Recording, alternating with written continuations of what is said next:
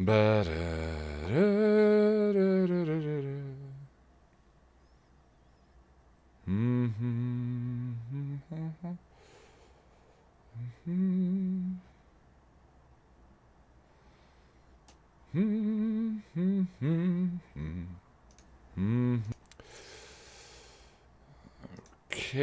actually we want that up.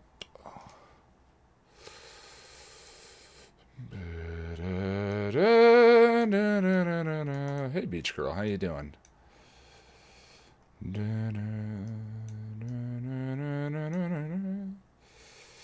How do I feel about the Angel season finale? Series finale. It's one of the best series finales I've ever seen. Just a moment, everyone. Hello, Dragon Fruit. Hey, Justin, how are you doing? I'm just still getting Windows organized and so on and so forth. This is for all of you. Hello, cutie. But we didn't need it twice. Spike's so nice, we watched him twice. 5 a.m. on your birthday and you can't sleep? Well, I'm sorry to hear that. Hope you're doing okay. Okay. Oh, and of course I did that. There we go. What is that feature in Windows called? Hot corners? I'm still a reforming Mac user, and I don't like that feature.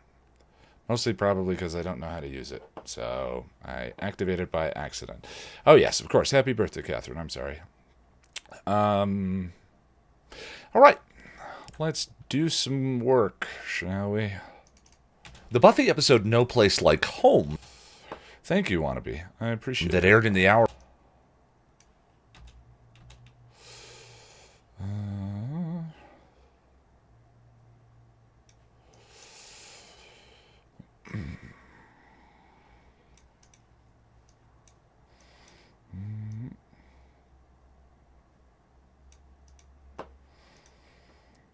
The Buffy episode No Place Like Home.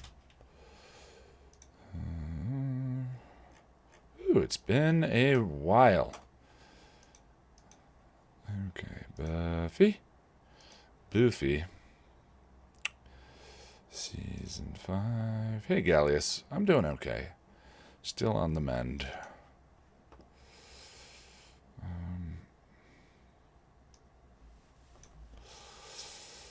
Probably.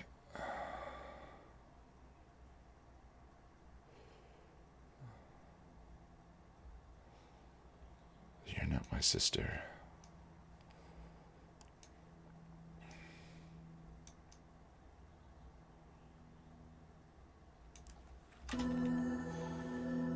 Buffy, who said you could come in my room?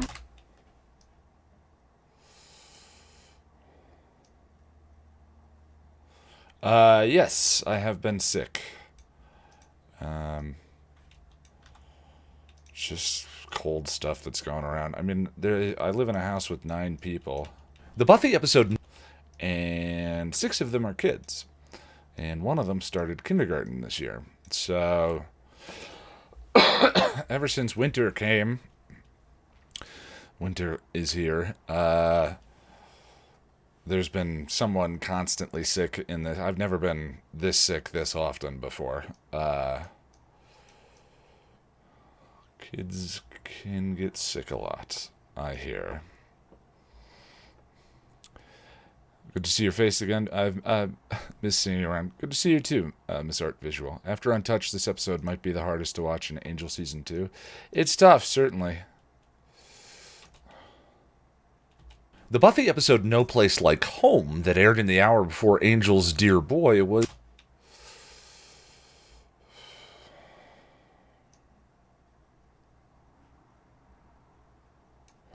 Actually, I want to use that shot there.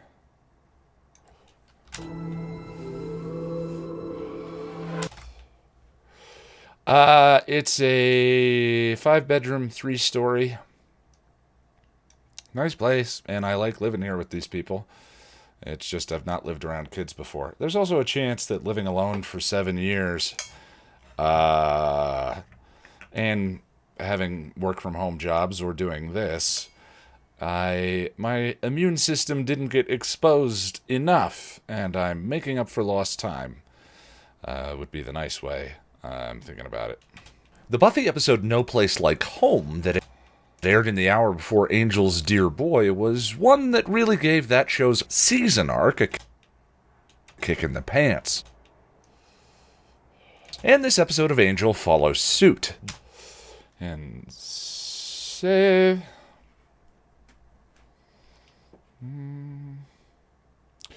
Well, I don't know about, if you're talking about the size of the house being rich, I don't know about that. With 9 people in here, 2 of us are tenants, friends of the owner, who lives here with his family. You know. Yeah, it's been an interesting experience, though, from the point of view of understanding my own, I don't know, innate sense of, I mean, this might be a very American thing, my stuff, my privacy, my space, which I think is relatively a new, sorry, hold on, phenomena. I mean, right? We're a communal people, generally, and I guess sort of biologically, it made a lot of sense for us to live in communities and know each other and all of that and be social. So it's been interesting, me being here as a decision of doing YouTube full-time, because it made more financial sense. And this episode of Angel follows suit. Excuse me. It's just been interesting noticing that pop up, and sort of in its place recently, it's been like, I kind of like having all these people around and, you know, being able to just walk downstairs and have a conversation with people I like and care about. It's nice.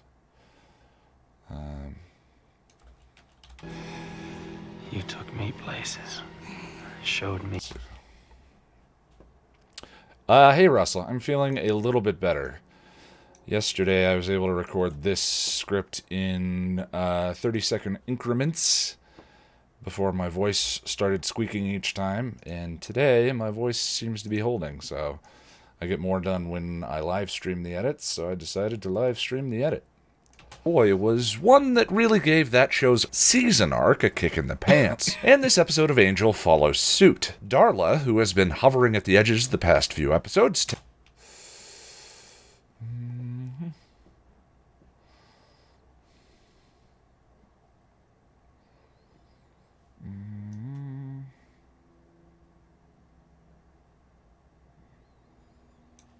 what is she making? She's not in judgment, right? She's not Nari now, or have you ever? She is in first impression. Yuck. Yeah, my voice is still a little weak. All you have to do is let me. But recording yesterday, it was just giving out.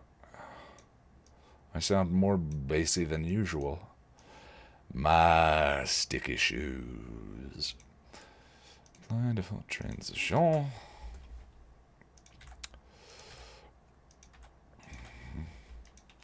I tend to get sick a lot, but here it's been ridiculous. The Buffy episode No Place in the Pants. And this episode of Angel follows suit. Darla, who has been hovering at the edges the past few episodes, takes center stage here. And how many gigs do I have on my computer? You're talking about raw capacity? I don't know.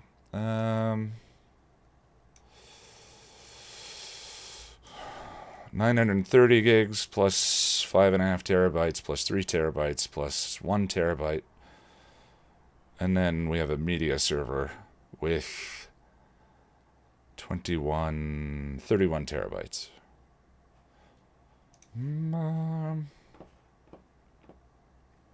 Convinced hubby to go through Buffy with me, and we're watching your videos after every episode. He's really getting into it, so thank you so much.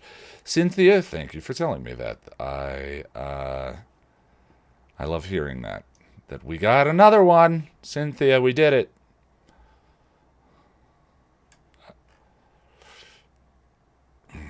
One more into the fold.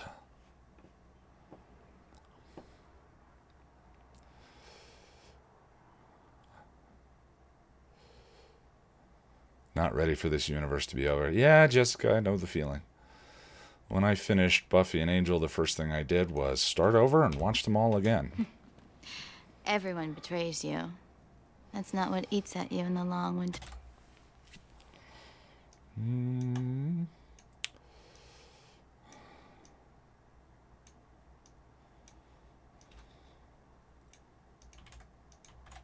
Past few episodes. Can we get all of the terrible jokes about you getting coronavirus out of the way? Sure. Last few episodes take center stage here. I mean, living in a house with 9 people, if someone in Colorado is going to get coronavirus, it's probably this guy. Do you find it more taxing to do the Angel or Buffy guides? It switches. First season of Angel, they were definitely much more challenging than... Episodes take center stage here in A Dance with Angel while watching... Excuse me. Angel, while watching this one for the guide, sorry, hold on one second. First season of Angel, like... I've read a ton about Buffy. Yeah, everybody have fun tonight. Watching this one for the guide. Perfect, him watching. I've read a ton about Buffy. I've talked about Mark's book quite a bit. Tonight, everybody. There just is not a lot written about Angel. So, especially the first season, it was me kind of finding my own way from scratch and figuring out what I wanted to talk about and what I believe the themes and the arcs of the season are. But now I'm noticing in season 2, here in A Dance with Angel, while watching this one for the guide, I had a forehead-slapping moment over something I'd been overlooking for a very...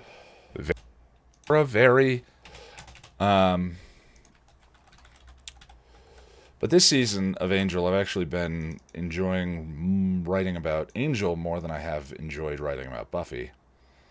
And it's just because the beginning of Buffy season 5 is a bit of a slow burn. And, that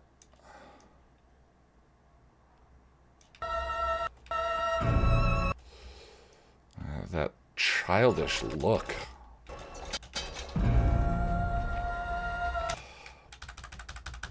Sorry, hold on one second.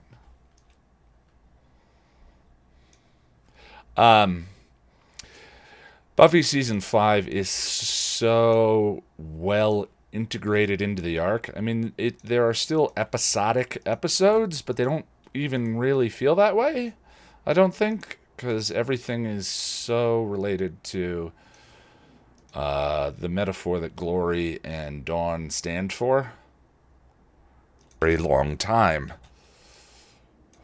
Forehead-slapping moment over something I'd been over... Actually, I don't like that.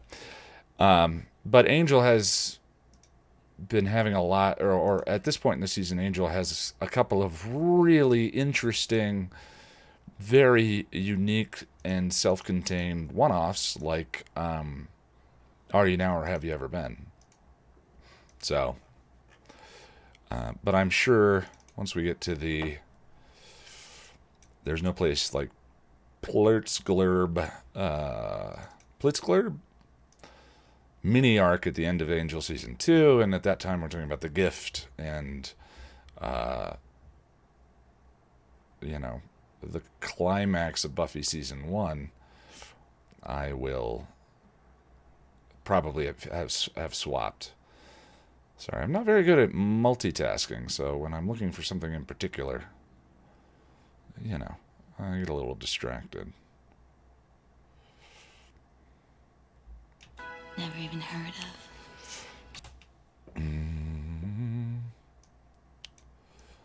Just a second.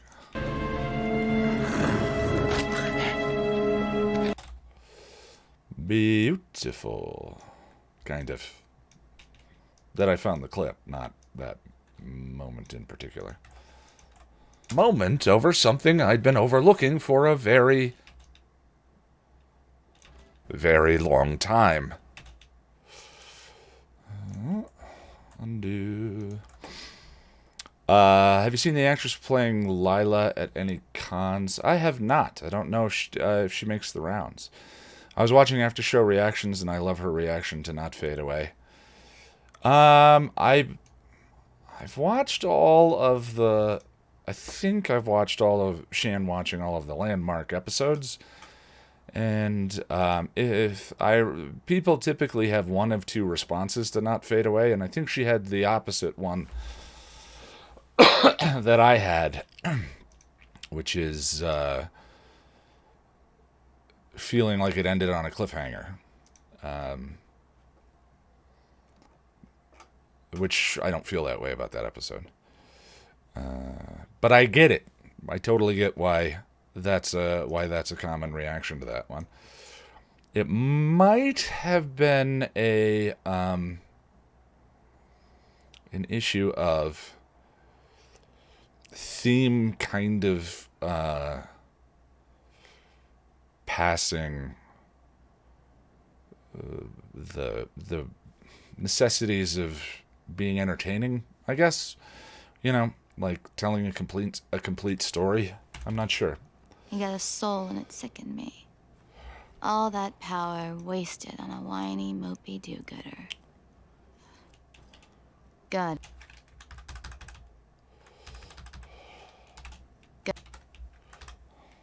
God, I could eat his eyeballs.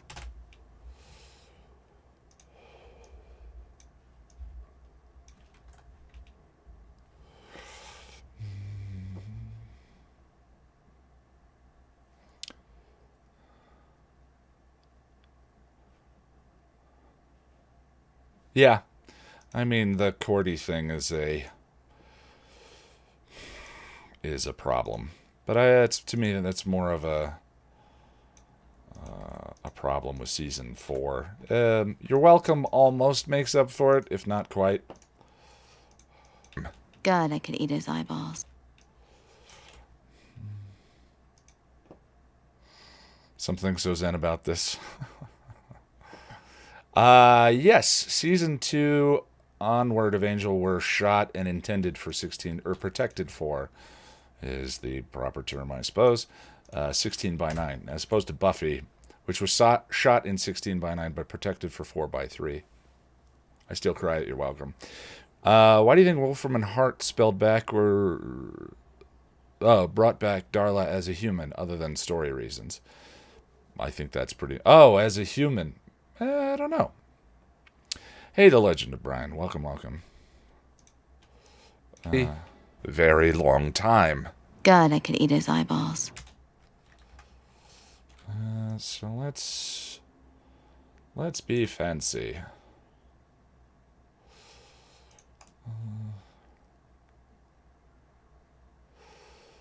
Speed -100. Eyeballs. Oh. Stuart. Donation. The dance of capitalist superiority. Rewatching Buffy with my lady who's never seen it. Thanks for the great analysis. Sent your channel to my Buffy teacher from FSU. Yes, I took a course. Awesome. Cheers, and thank you for the donation. I appreciate it.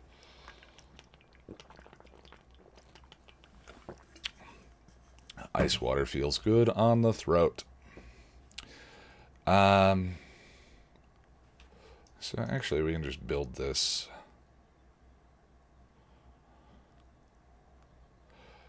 Everybody have fun tonight.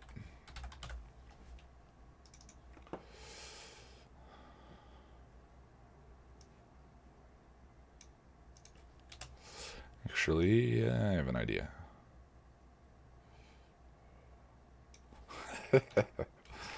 Out. In. Actually, so let's go speed 200.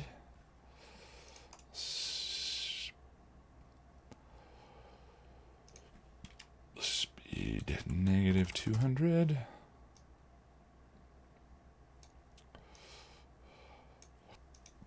Excuse me.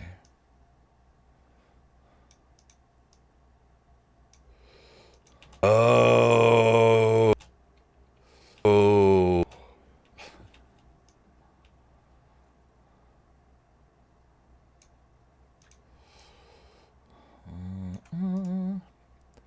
Just a moment. Hey there, got my sister to watch season 1 analyses for Buffy. Now she's going to watch the whole show. You do incredible work. Thank you, Brian Skate. I appreciate it.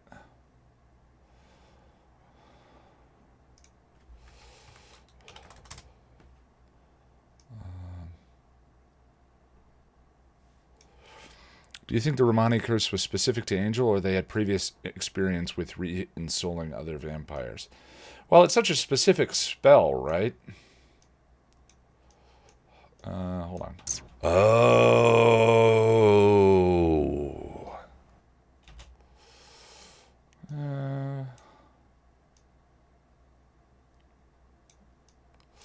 That should be even faster. So speed 400?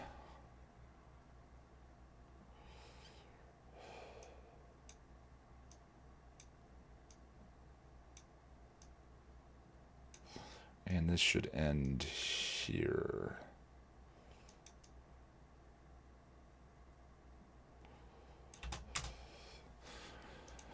And then that's... Oh.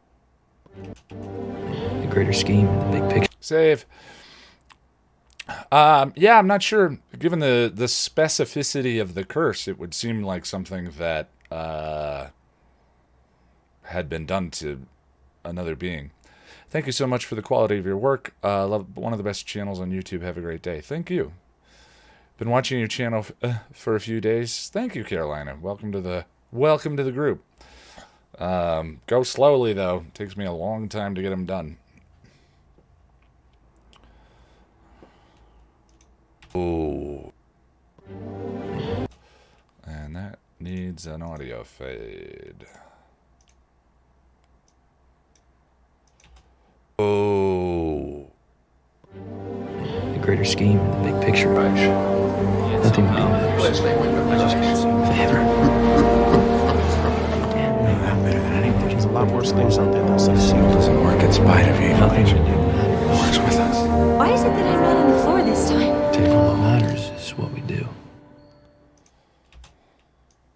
Save.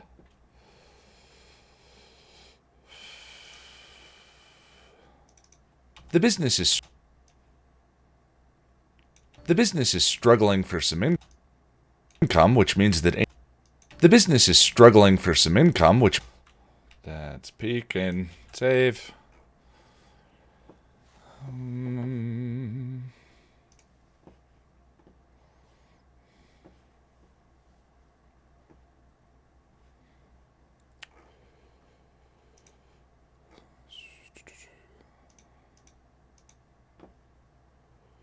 Season 2, episode 5. Oh, and I need the script open. Russell. Ian, I have a question, rather a bit of a dilemma. I join...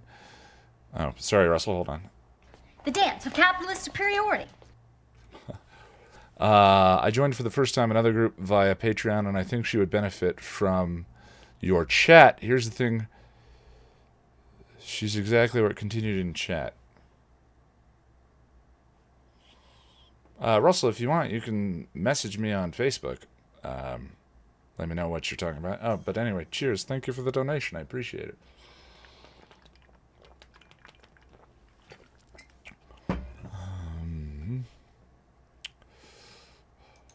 We do.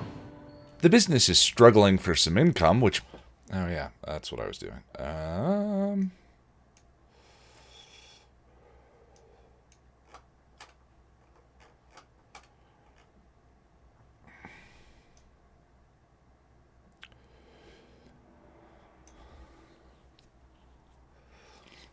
I just think she's exactly where I am in my reviews. So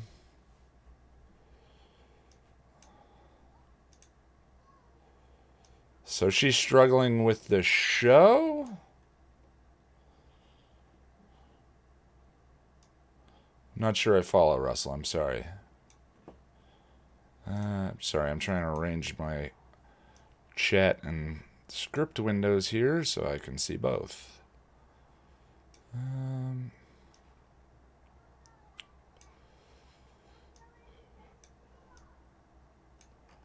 Here we go. Okay, the business is struggling for some income.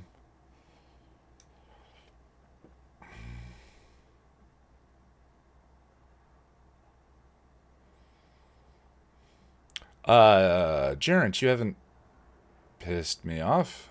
I'm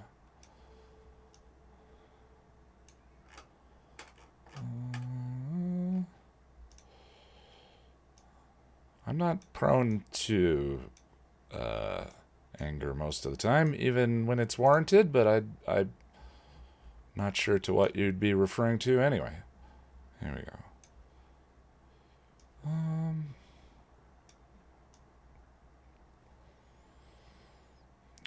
I think she joins in the conversation. The ad stream of a bi-weekly meeting. She's spoiled as she's seen. Oh, well, yeah. I get what you're saying. Until she's seen the series to recommend you, or just go ahead. Well, the videos are intended to be non-spoiler, but it just depends on the issue that you think she's having. But if you want, send me the details over on Facebook. Whoa! Carolina Kova. The dance of capitalist superiority. Cheers. Thank you for the donation. And I needed the water, so I appreciate it. What the hell was I doing? Oh, yeah, okay. We're editing an Angel video.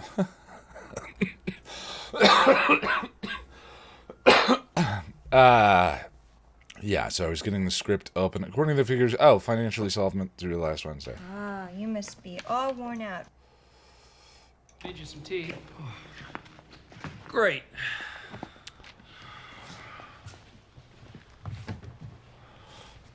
It's on the table right there in front of you. Table seems far. Ah, you must be all worn out from sleeping for the... Come on. He can't be having a growth spurt at 248, could he? 247. According to my... There it is.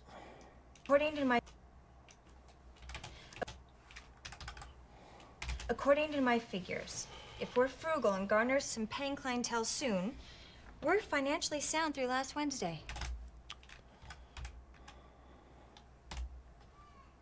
Income, which means that Angel's bouts of sleeping too much have come at a bad time.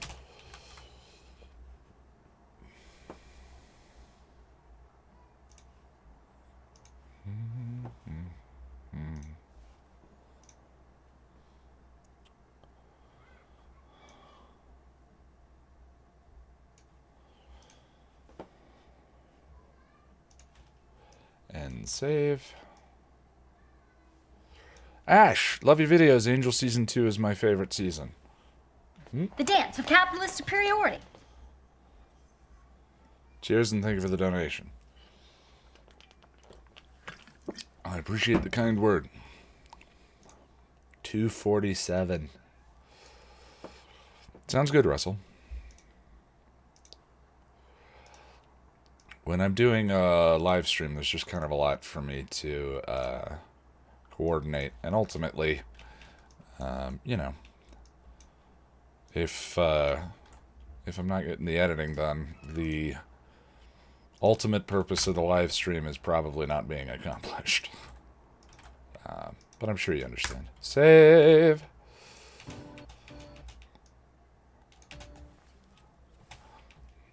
Okay, I deleted my own audio. Oh, no I didn't. What did I do? Boy, my brain is running at 70% power, I think. The business is struggling for some income, which means that Angel's bouts of sleeping too much have come at a bad time. According to my figures, if we're frugal and garner some paying clientele soon, we're financially sound through last Wednesday. Wesley tells Cordy to have a vision, and she obliges.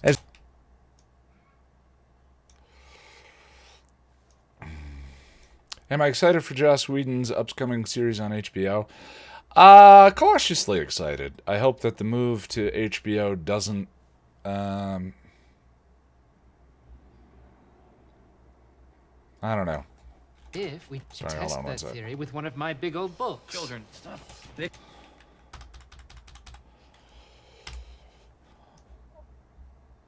Sometimes,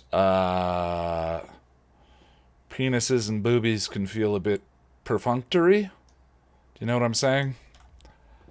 And, unnecessary when it just comes to good storytelling. So I hope that there's not like a quota system at HBO. If you want a show on our channel, we require, 3 topless scenes an episode, or whatever it may be.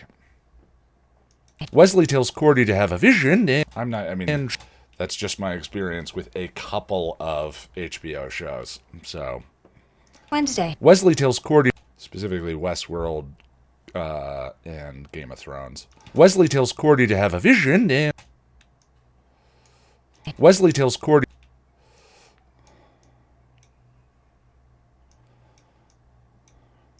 Wesley tells Cordy to have a vision. Lots of F-bombs. Yeah, exactly. And I get I'm old, but to me it's just, you don't need to justify cable. Wednesday. Wesley tells you can justify cable Cordy with to have just good storytelling. Have a vision, and she obliges. Sorry guys, just 1 second.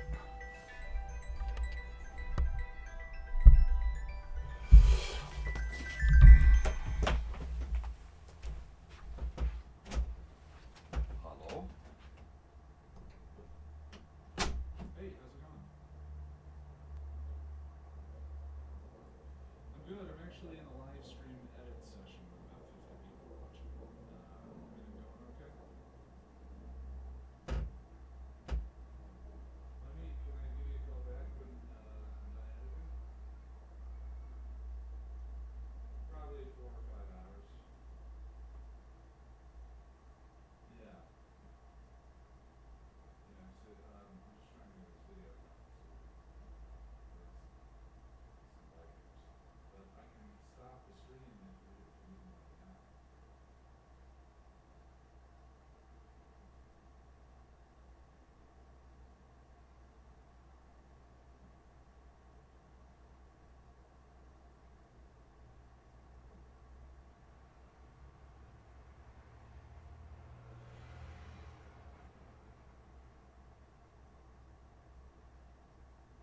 Yeah.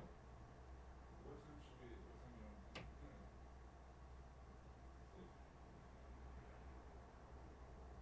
Okay, let's do two. Do you wanna meet at 12 then? You wanna stop by?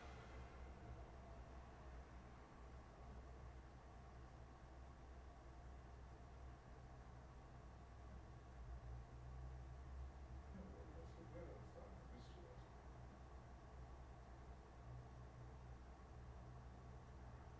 Let's talk. I missed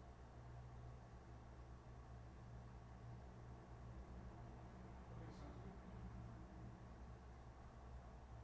Okay, sounds good. The video when we get done, when it gets done, I can stream this evening too. So, just text me. I'll keep my chat open. I love you. Bye.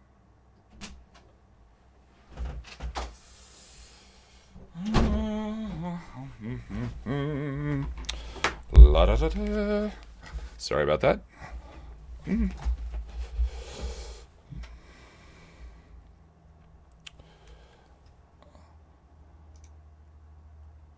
If Westworld didn't have boobs and penises, it would just be a confusing plotting mess.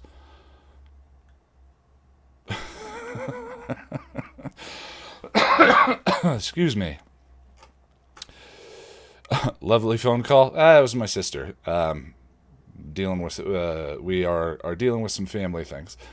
Boop. Oh, The dance of capitalist superiority. and thank you for the donation, Renee. Cheers. Ordinarily, I turn my phone off during streams. Okay. Wesley tells Cordy to have a vision, and she obliges.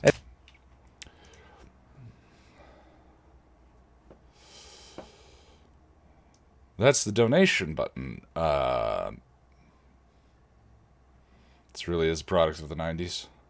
Well, early 2000s.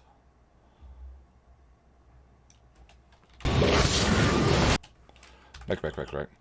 Selena, love your channel. Can't wait till you get to grave. Boop. The dance of capitalist superiority. I don't know, I keep forgetting I have to actually turn the button off. If I leave the button on screen, let me know. Thank you for the donation, Selena.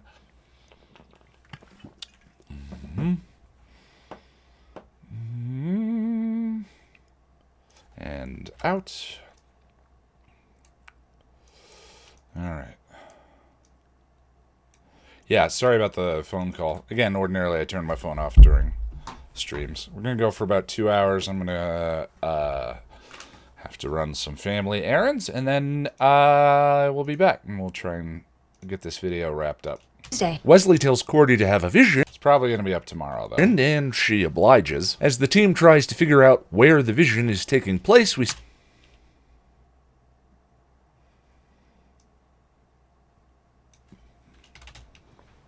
No. I'm doing all right, Russell. Thank you. Does YouTube really take 30% of Super Chat donations? I actually don't look. But I mean, any medium that people donate through, I think I think PayPal takes a cut, but I don't remember what all the numbers are. Happy Slay Day. Buffy premiered 23 years ago today. Nice. I probably should have tweeted something. To have a vision, and she obliges. As the team tries to figure out where the vision is taking place, we see that Darla is starting to invade Angel's waking life.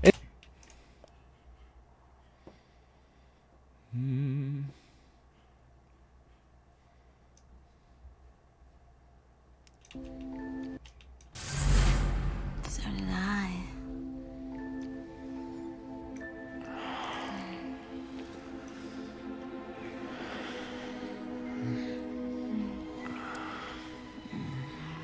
God, I miss you. Well, what did the place look like? Yeah.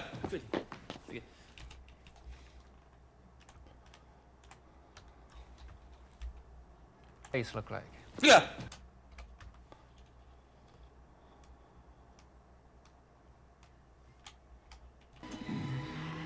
God, I miss you.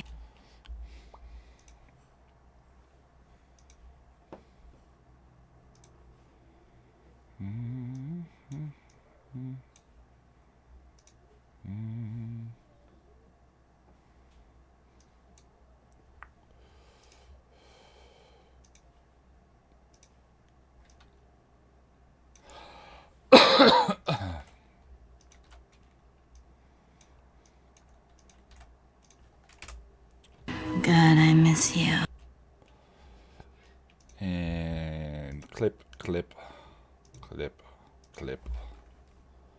Delete. God, I miss you. Yeah.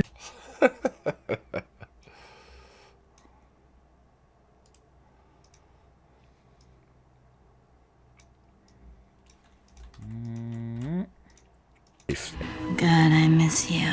Yeah. Angel figures out where the vision was occurring, and Russell, I'm not leaving anytime soon. Next maybe 2 hours to 3 hours from now. PC froze up on you. Gotcha.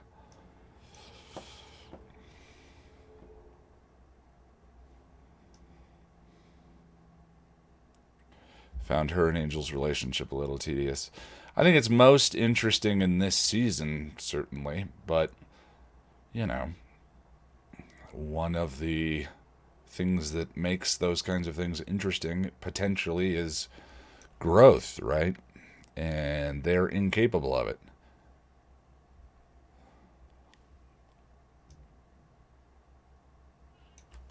Bridges in Fremont.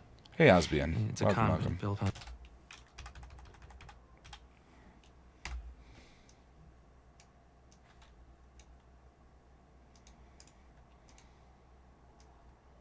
The fair Cordelia.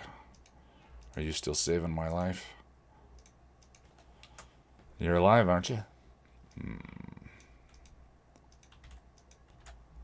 Angel figures out where the vision was occurring and sets out with the team.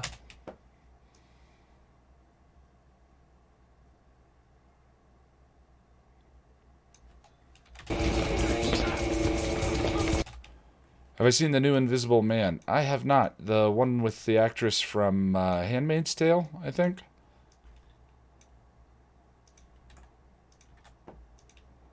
And sets out with the team. At the scene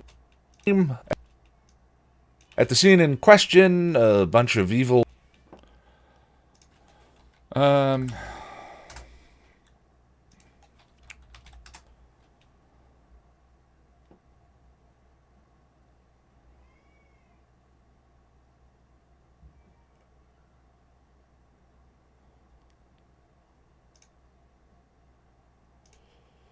Need a little Krang.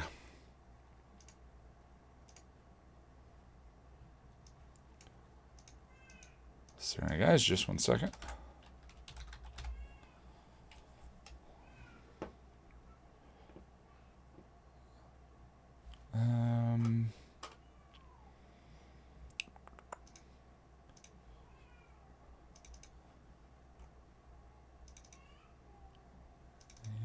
Joe. Dear boy, B-roll, save. There we go.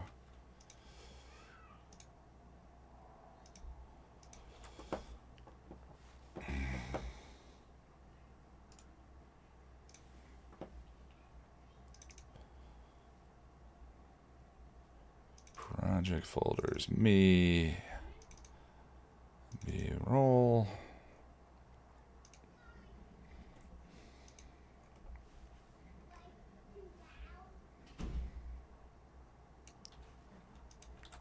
Hey, Brandon. Welcome, welcome.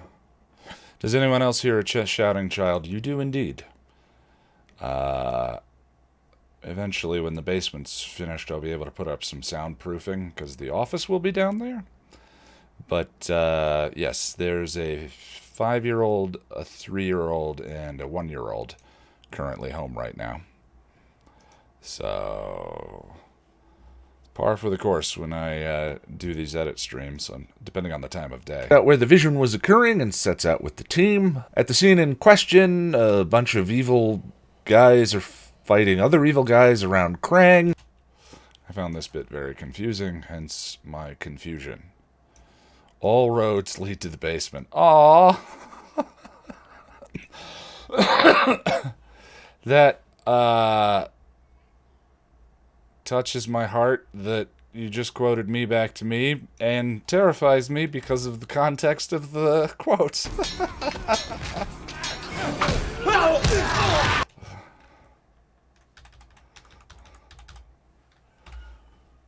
It's just a weird way to start the episode, I think. At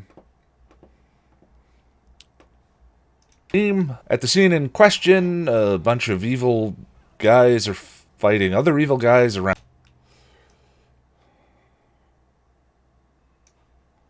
Fighting other evil guys around.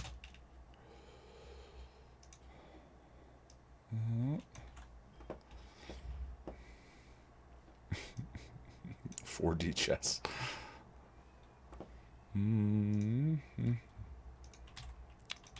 At the scene in question. Well, that's the flash frame.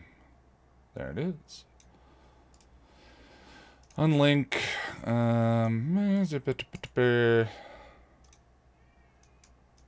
At the scene in question, a bunch.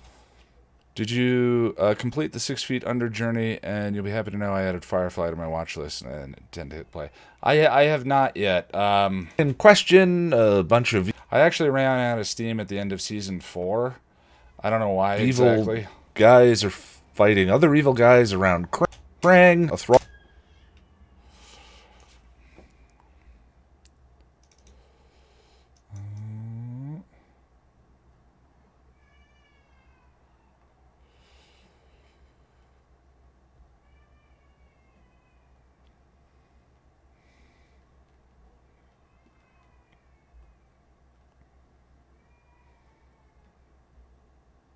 There we go.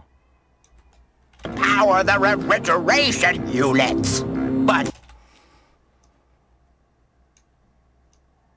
I mean, it has to be a Krang reference, right?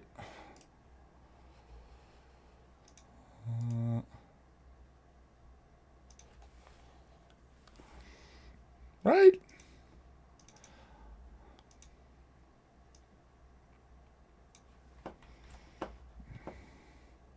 Hey, Donut, how you doing? I am on the mend. The cartoon is Teenage Mutant Ninja Turtles.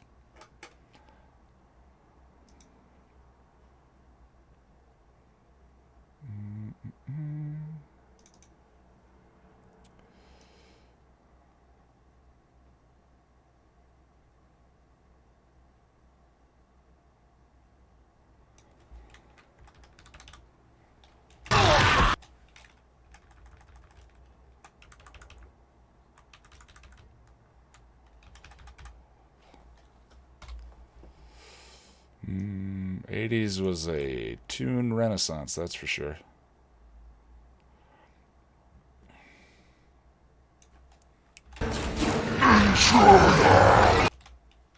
So silly. And I love it. Still planning episode by episode review of Avatar: The Last Airbender? Yes, indeedy. Someday.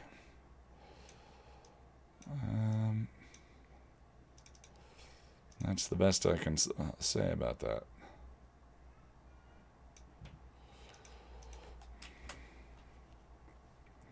Let's do this.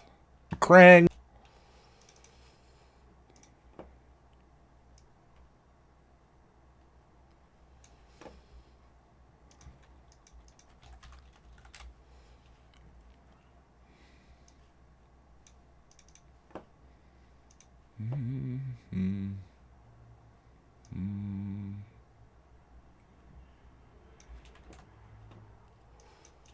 Around Krang, a thrall demon, during the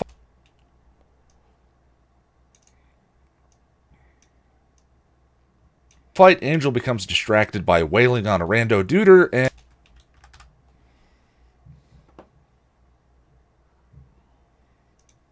Well, I mean, the Teenage Mutant Ninja Turtles theme seems to me just a variation on the 1960s Batman theme. Na na na na na na na Batman.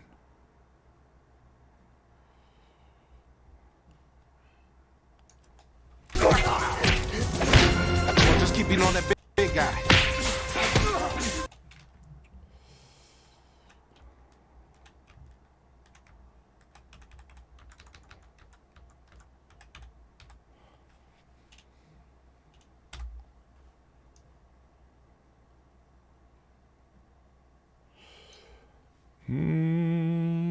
The dance of capitalist superiority. Renee, out of Firefly and Buffy and Angel, do you have a favorite to do the episode guides on? Not particularly. The favorite varies depending on the episode and season. Angel becomes... Obviously, this season there are landmark Buffy episodes. In the fight, Angel becomes distracted by wailing on a rando duder, and you know, the funny thing is I haven't even really thought about how I'm going to do the body, because, you know, even just really kind of the thought of it is engaging with the material, and that is not fun material to engage with. But The Gift is one of my favorite episodes. It is my favorite episode in the series. The poem that opens the Buffy Season 5 guides is something that I was thinking about for years. So there's stuff I'm excited about with Buffy, but so far this season of Angel has been much more fun to write about. Guys around Krang, a thrall demon. During the fight, Angel becomes distracted by wailing on a rando duder and ignores the team while Gunn fights Krang.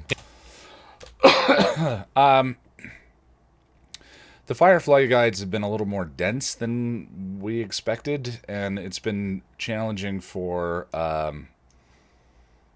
Jess and I to coordinate our schedules. It's really the first set of videos that I've collaborated with someone else on. But I'm proud of the work. It's just, there's a chance it's maybe a little less personal for me because it is a collaboration. But that doesn't mean I don't get something different and interesting out of doing them.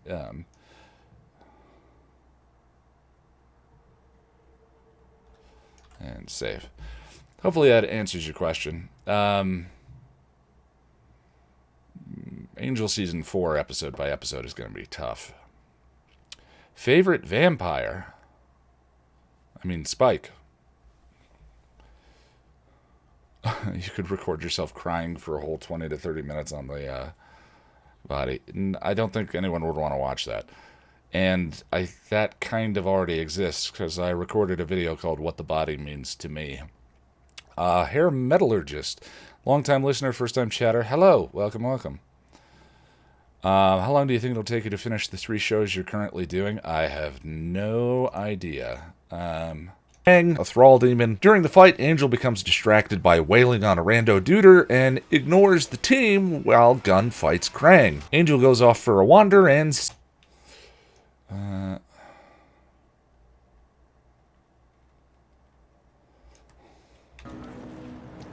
He's just...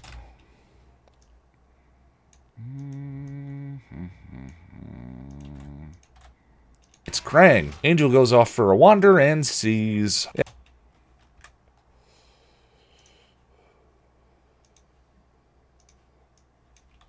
Save.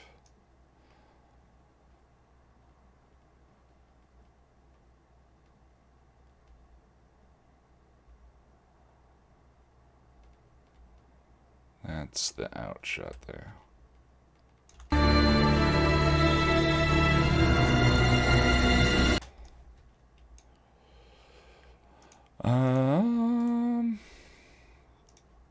It's gonna be a while. In terms of finishing the shows, but that's also to me, one of the reasons why I try and make every video special and full of content that makes it an experience in and of itself.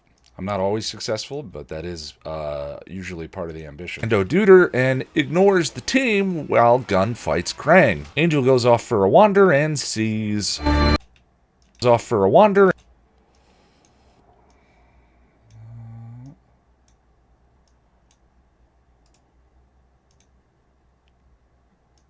and sees... In a flashback, we see...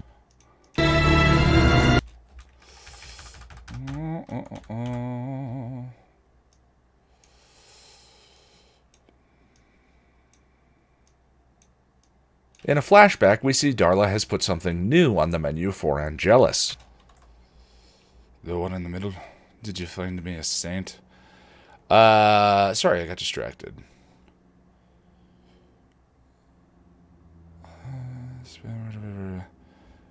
You do the first edit stream in forever and you don't let anyone know?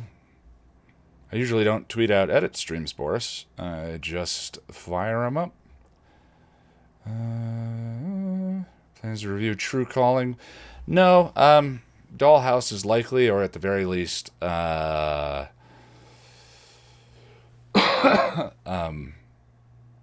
single video or a couple of videos covering the whole thing. Isn't it weird, funny how all those dudes fighting are just shown walking home? Yeah, I mean, if anything, I think there's an intended meaning there that I couldn't pick up on, which is why I left my own sort of verbal confusion to that in the the script itself. In a flashback, we see Darla has put something new on the menu for Angelus.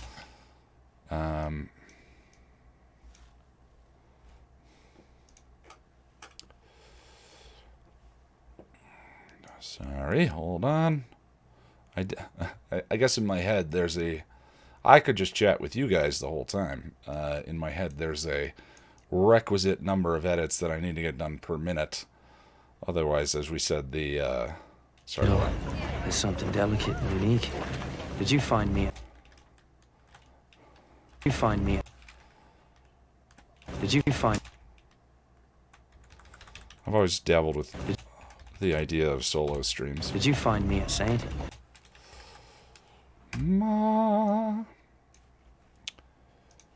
But I would settle for, at the moment, getting a few episode guides out.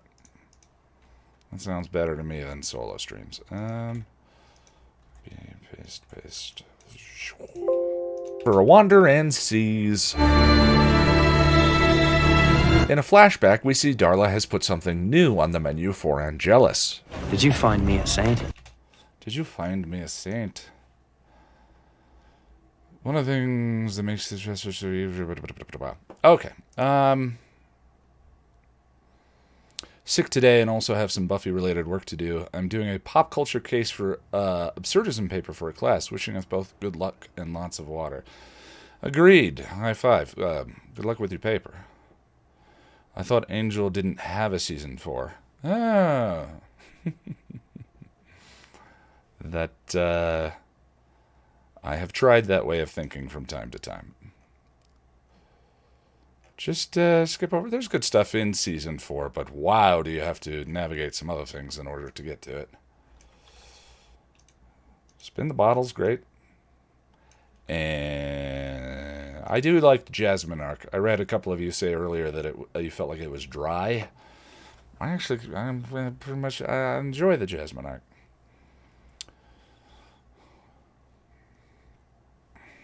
About this moment here, I'm so confused. I thought Angela stumbled on Drew, and I try and address that.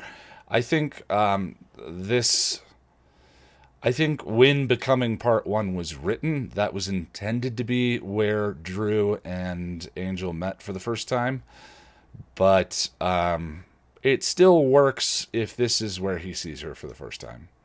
So, and then that scene is probably him somewhere in the middle of his torment, or just happens on her at some point.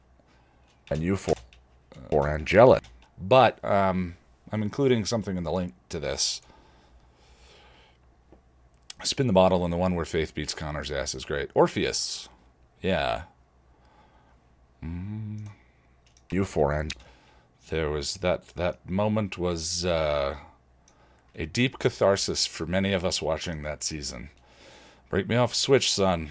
There's about to be a whooping. Something new on the menu for Angelus. Did you find me a saint? The business is struggling for some income, which... Oh, did I cut all of this? One of the things...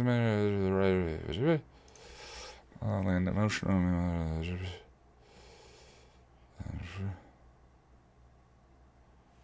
Oh, I see what I did wrong. Aha! Wrong audio clip. Saint? One of the things that make these flashback sequences so interesting... Save...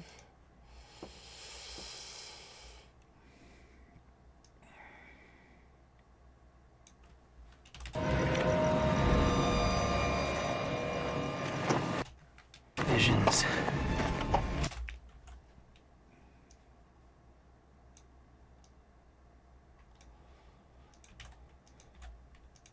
One of the things that make these flashback sequences so interesting is how the writers can make events we're already familiar with. We first saw Angel's treatment of Drew in Becoming Part 1.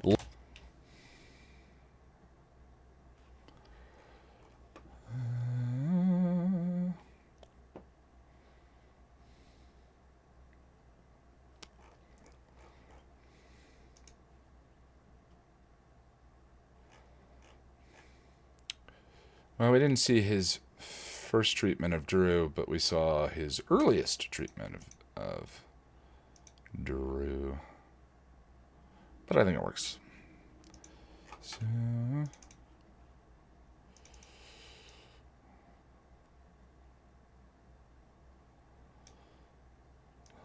The Lord wants you to be evil, child.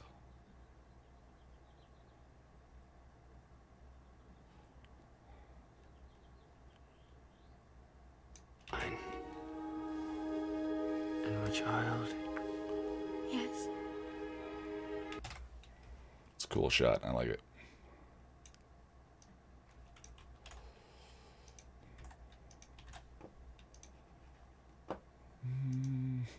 Is so interesting is how the writers can make events we're already... I was talking to a friend about Drew, and they were comparing Drew with Cassie. I thought that was interesting. Oh, from season 7. Yeah, I think that's reasonable. What is so interesting is how the writers can make events we're already familiar with. We first saw Angel's treatment of Drew in Becoming Part 1 land emotionally more than once.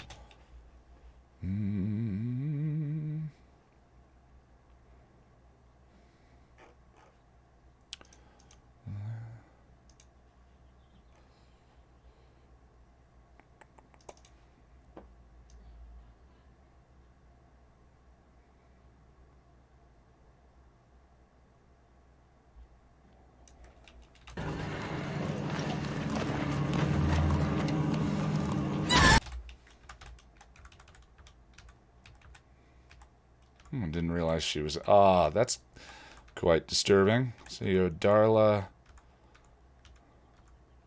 I imagine someone somewhere has done a... has gone through frame by frame all of the crash wipes.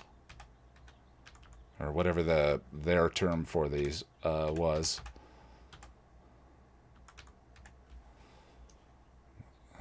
But that's the first time I've ever seen how that one was constructed.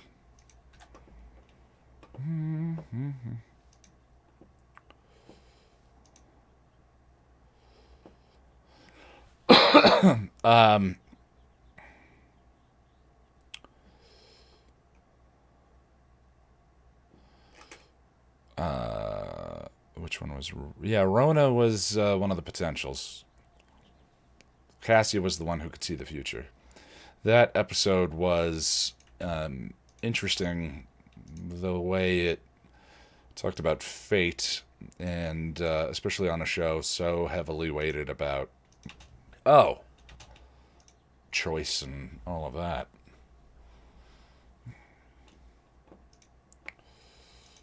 Angel's treatment of Drew in Becoming Part 1 land emotionally more than once by turning the prism... Oopsie doopsie. By turning the prism of perspective ever so slightly.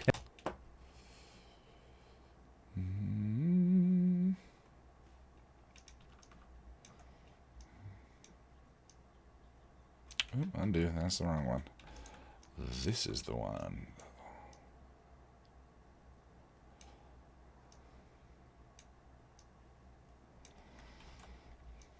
I think I didn't really say it very well there, but the phenomena I'm kind of thinking of is how once by turning the prism of perspective ever so slightly. I love when events later in a show inform the events earlier in a show in a different light.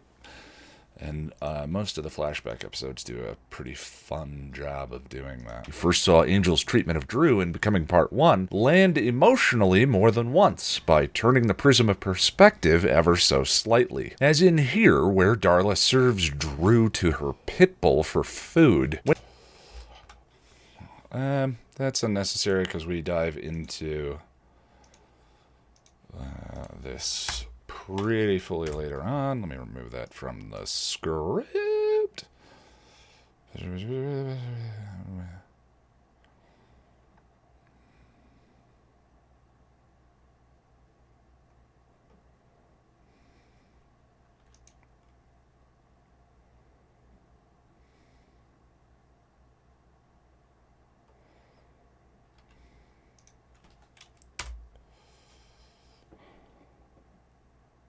When Angel first explained his treatment of Drew to Buffy, it might have been easy for it to land as hyperbole. And save.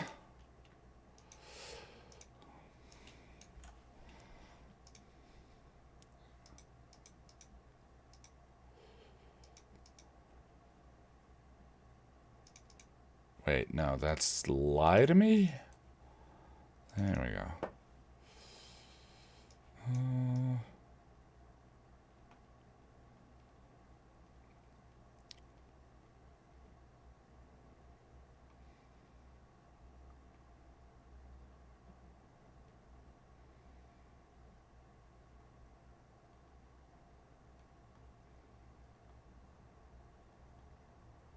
There it is. Truth. Do you love me? Oh, angels speak. Worst. Is when I became a vampire. That scene's also, it feels dry in comparison to the level the shows are at There are a now. lot of unconscionable things when I became a vampire. Drusilla was the worst.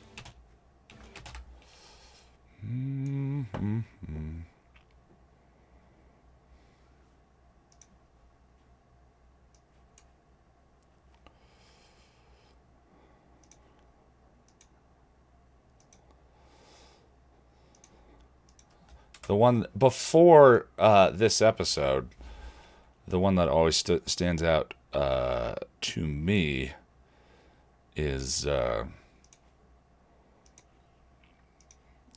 woman at the party in Amends, the servant at the party in Amends. What about my son? And he uses class as a way of keeping her quiet. Yes, cry out, make a scene. He'll make a fine dessert. Ugh, that one's terrible. But the eternal damnation scene in this one is worse. Ever so slightly. When Angel first... I think I clipped a syllable. Yes, I did.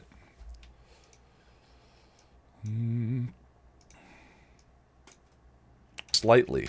There we go.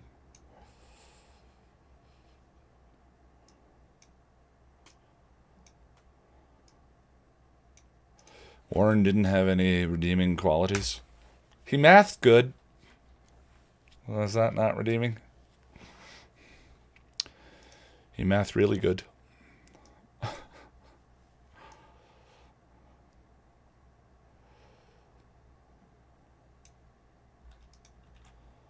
He did make the Buffy bot, which, I mean, first of all, ew and gross, yes, but made for dramatic and comedic moments later. Slightly. When Angel first explained his treatment of Drew to Buffy, it might have been easy for it to land as hyperbole. I did a lot of unconscious. Getting one of my syllables there.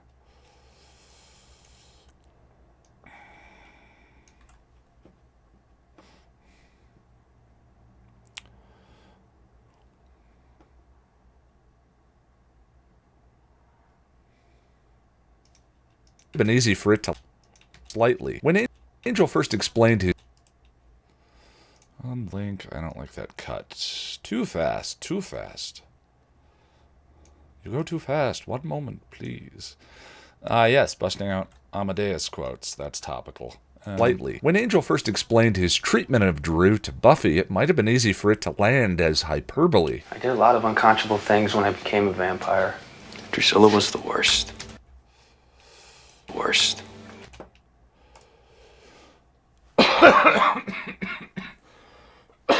Excuse me. I need to use the restroom and refill on water. Hold on just a second. So we want to... what am I doing? I'm adding a frame hold. Add frame hold. I didn't want to move the frame hold. I mean, how in the life of a murdering monster? Actually, we don't want to do that. I want to go to amends because this one is gross.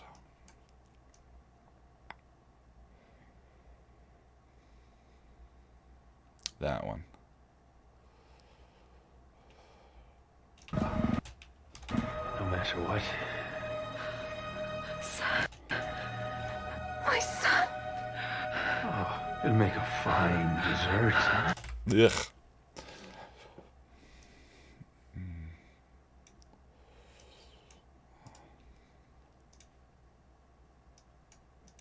It'll make a fine dessert, eh?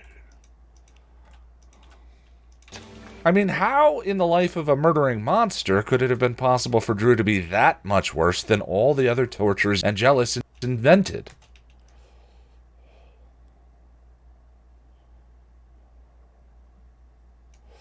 Actually, the one in the opening I think is pretty harrowing.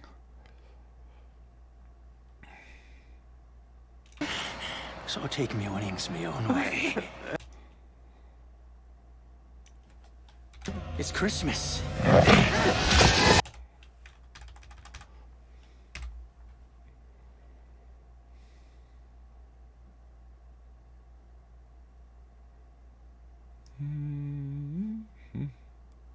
Ooh, Faith and Warren. That's fascinating. For Drew to be that much worse than all the other tortures Angelus invented.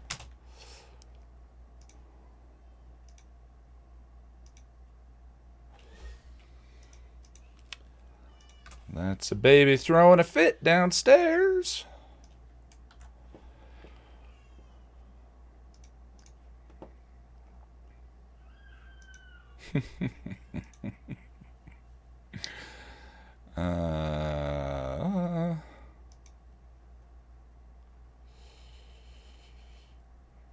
Oh yeah, I need to use the restroom. Okay, just a second.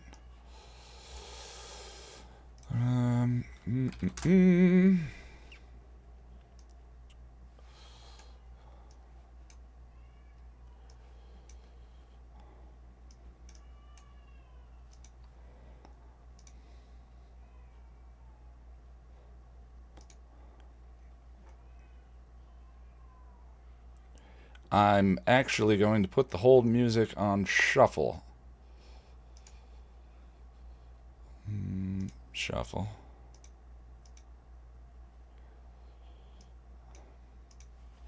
Oh, and my sound is wrong. Let me fix that.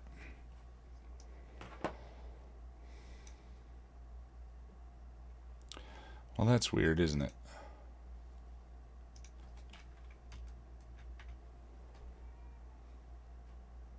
Are you guys getting that? No, you're not.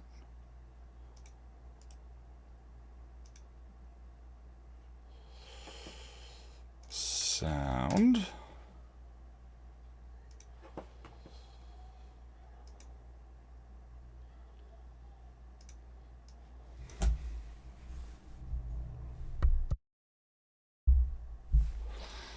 Technical difficulties, just a moment. In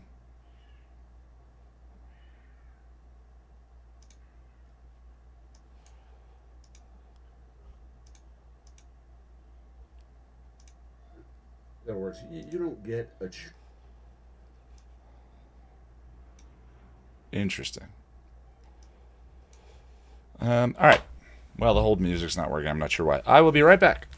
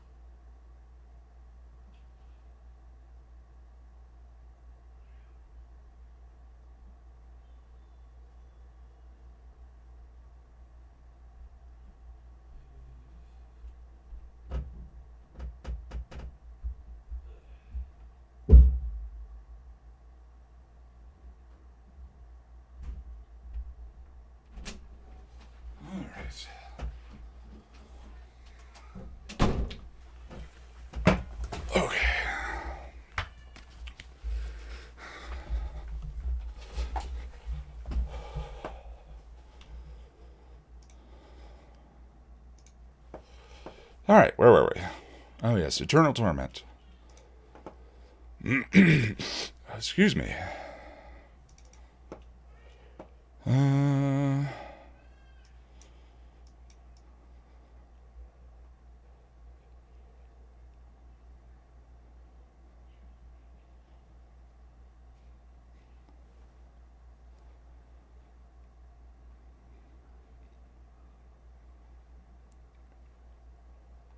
Here we go.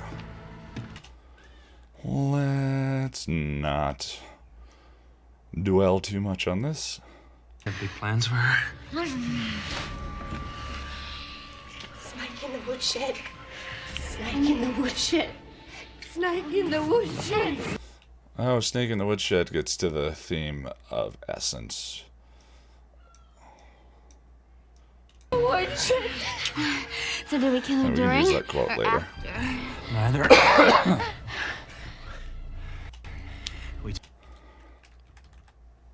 we turn her into one of us. Killing is so merciful in the end, isn't it? The pain is ended. But to make her one of us, she's a lunatic. Eternal torment.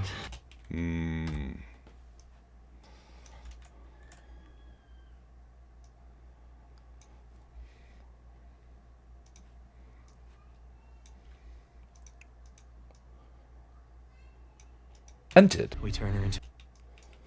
Let's see if we can do something interesting with this. What do you call what happened between Faith and Riley? I think I called it what it was in that episode. There's no real world equivalent between body swapping isn't a thing. Would you consider it rape? Yeah. He was incapable of giving informed consent. They may as well have blindfolded him and had someone else come in the room and have sex with him. I mean, that is roughly equivalent, right? So he thinks he's with one person and it's actually someone else.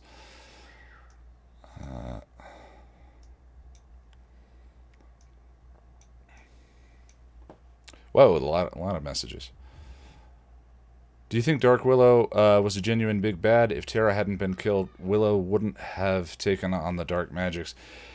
Well, I mean, as Giles told her in,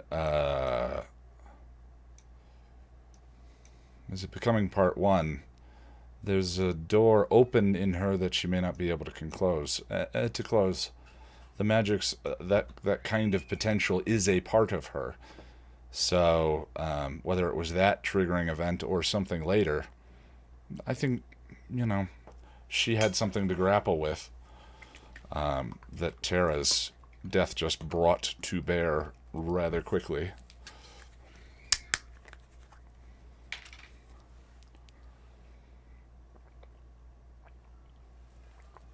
Excuse me. Just trying to keep the vitamins up. We turn her into one of us.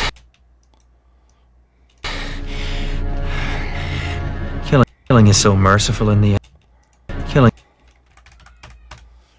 It's gotta be a montage.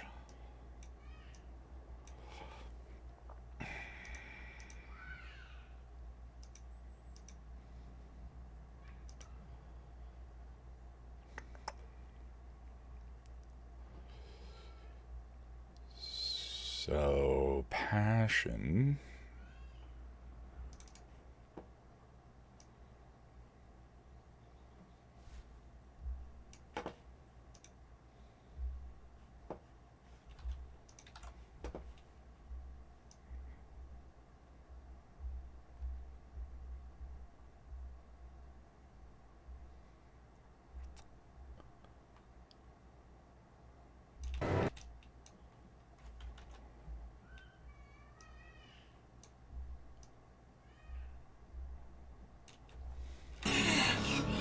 Sorry, Jenny.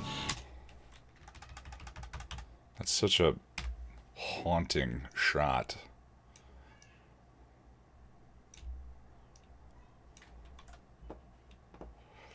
Killing is so merciful in the end, isn't it? The pain is ended.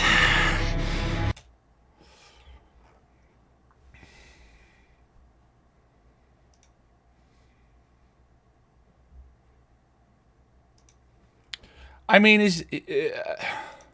I'm gonna go out on a limb here, I realize. But I gotta say, I think Angelus is pretty much a creep. Hot take, I know.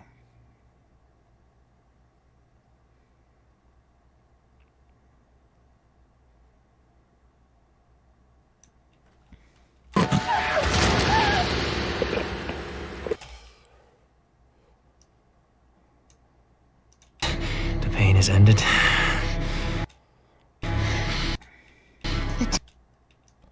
To make her one of us.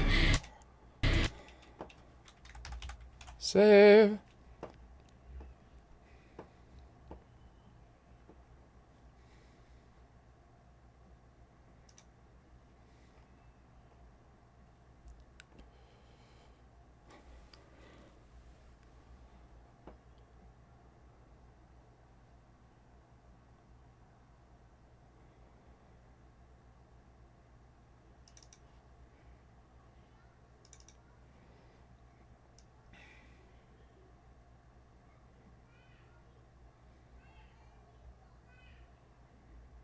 Actually, you can't see the stars, love. I think he's already in a wheelchair in that.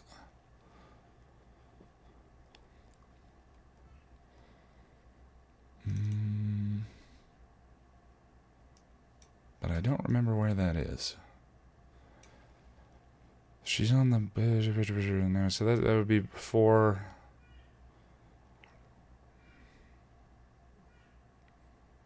What's my line?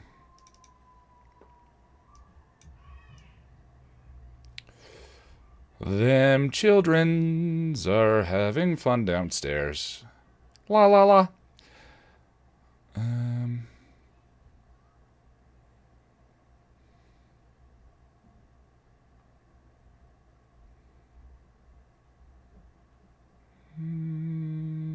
It's not that one. Ted Bad Egg Surprise.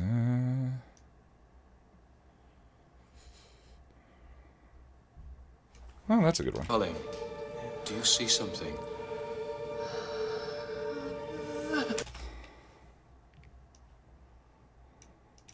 But to make her one of us, she's a lunatic. But to make her one of us, she's a lunatic.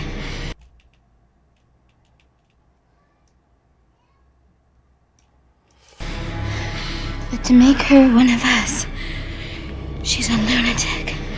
Eternal torment. Oh. Yeah, this episode is pretty horrifying.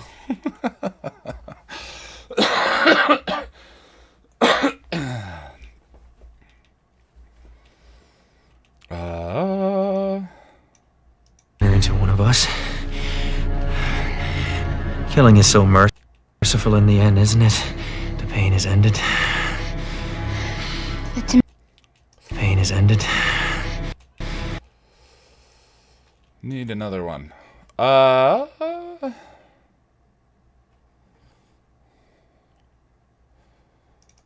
about...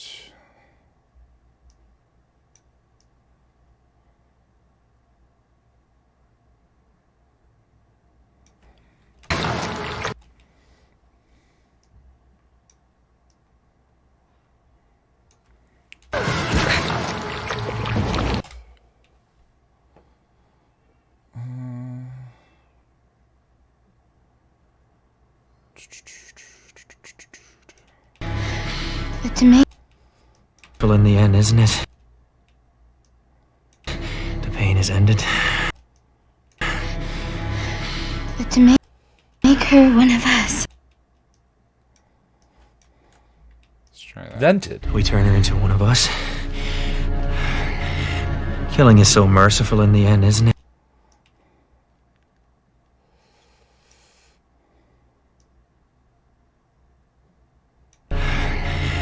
Killing is so merciful in the end, isn't it? The pain is ended. But to make her one of... But to make her one of us. It's a bit dramatic, but I think... But to make her one of us, she's a lunatic. Eternal torment. Eternal.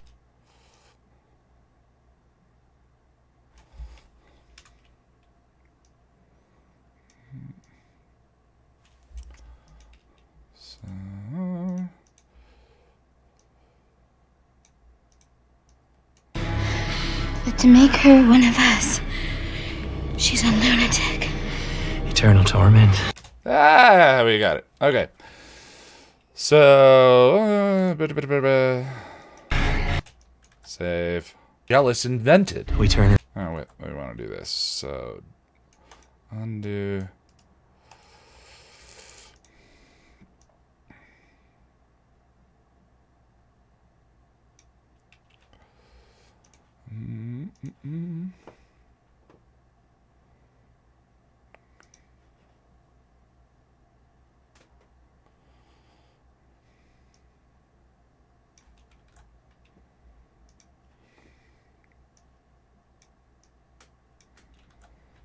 Into one of us. Killing is so merciful in the end, isn't it? The pain is ended. But to make her one of us, she's a lunatic. Eternal torment. Oh.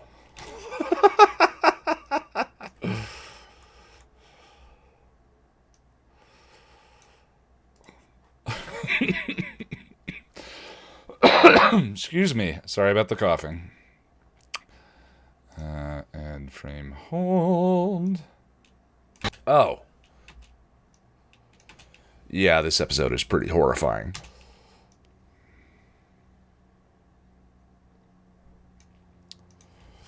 Save.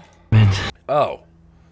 Yeah, this episode is pretty horrifying. Back in the present, Angel tails Darla, but she disappears.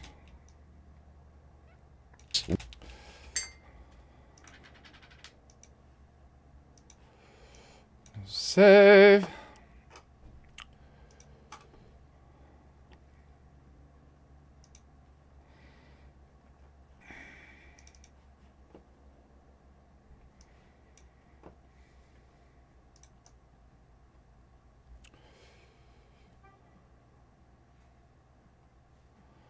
If they gave Drew a soul, yeah, that would be tough.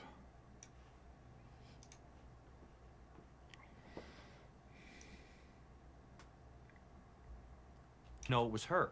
Vampires don't come back from the dead. I did, and I saw her. I'm not crazy. Where? Right between the clowns. Right between the clowns and the big talking hot dog. Lovely. I mean, we're removing context from the joke, but that's a very memorable line from the episode. Where?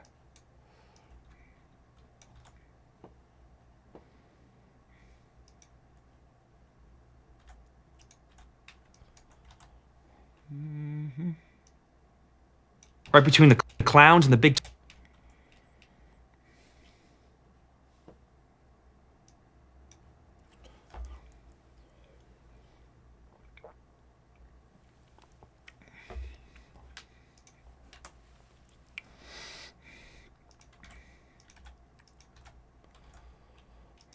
Eternal torment. Oh. Yeah, this episode is pretty horrifying. Back in the present, Angel... Back in...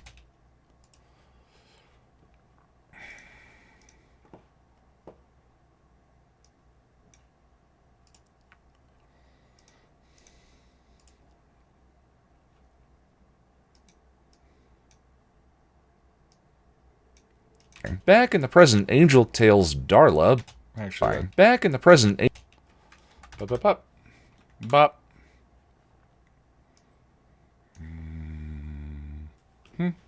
How? What? How? 3 excellent questions.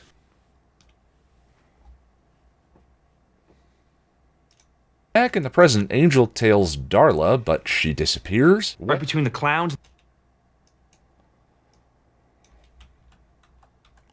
Actually, I screwed this up.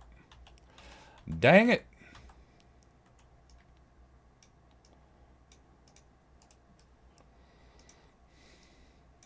Where?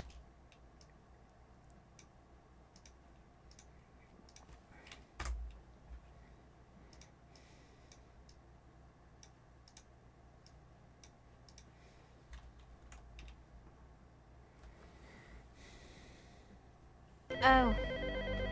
And you're welcome.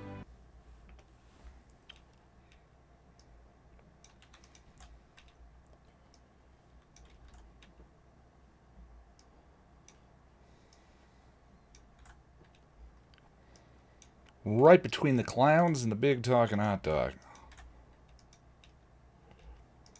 Torment. Oh. Yeah, this episode is pretty horrifying. Back in the present, Angel... Back in the present...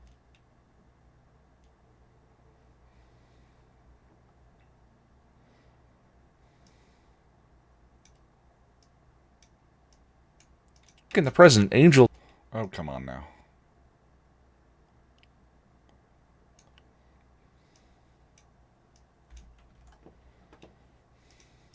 Back in the present, Angel... Ah, okay. Well, how are we going to fix that?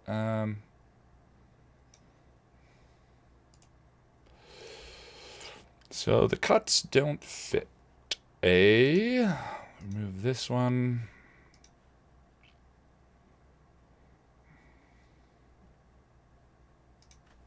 An Angel tails Darla, but she disappears.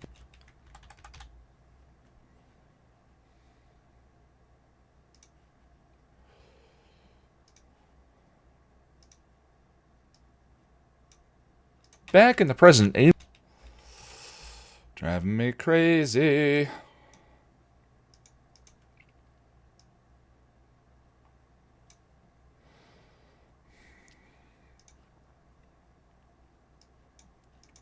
In the present, Angel tails Darla, but she disappears. Where? Right between the clowns and the big talking hot dog.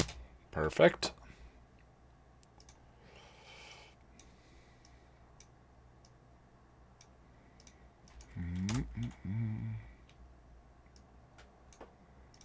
Talking hot dog. Wes and Cordy entertain a job offer from a man who believes his wife keeps getting abducted by...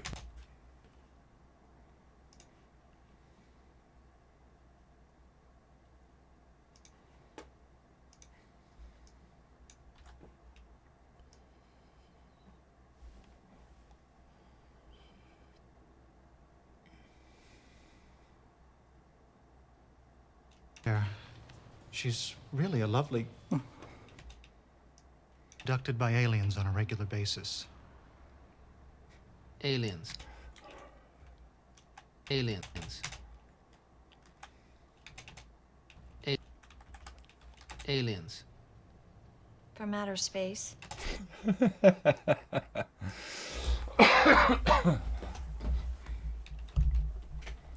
And save.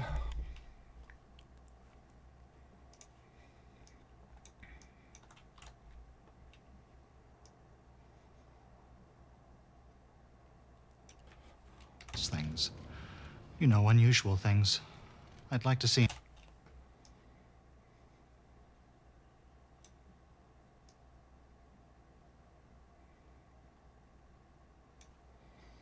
Mm-hmm.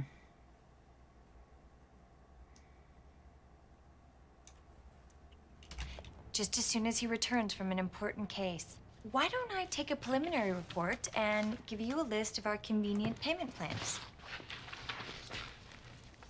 Well, it's my wife, Claire. She's really a lovely... She's really a lovely... Let's try this. Do you think my wife is cheating on me? Yeah. Probably. Down, down, down. Copy, paste. Paste, paste, paste. Clowns and the big talking hot dog. Wes and Cordy entertain a job offer from a man who believes his wife keeps getting abducted by... Aliens.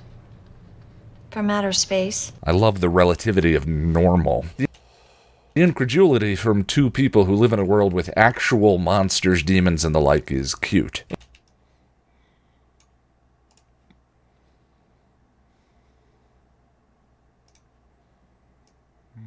I love the actual monsters, demons, and the like is cute. Normal.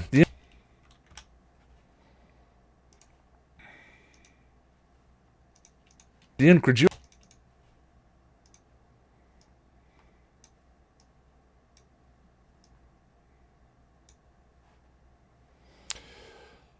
Question for you.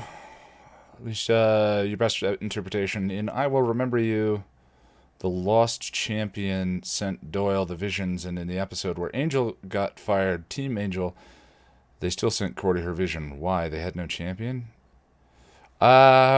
It's a bit down the rabbit hole, Russell. I will remember you, Lost Champion. Oh, yeah, so the... Doyle the visions in Team Angel, they still...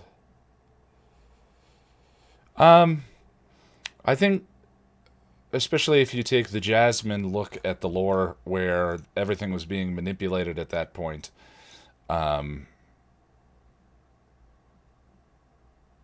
Angel impregnating Darla was a part of what had to happen. And it was actually less about the ideas of champion and all of that.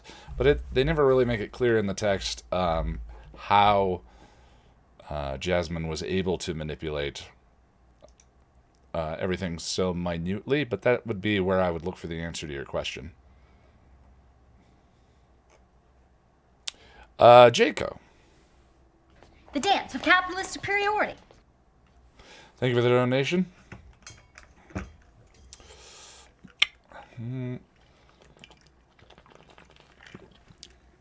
Hey, Council, how's it going? Yes, I'm back from my self-imposed exile. I love the relativity of normal. The incredulity from two people who live in a world with actual monsters, demons, and the like is cute. Angel finally reveals his recurring dreams to the team.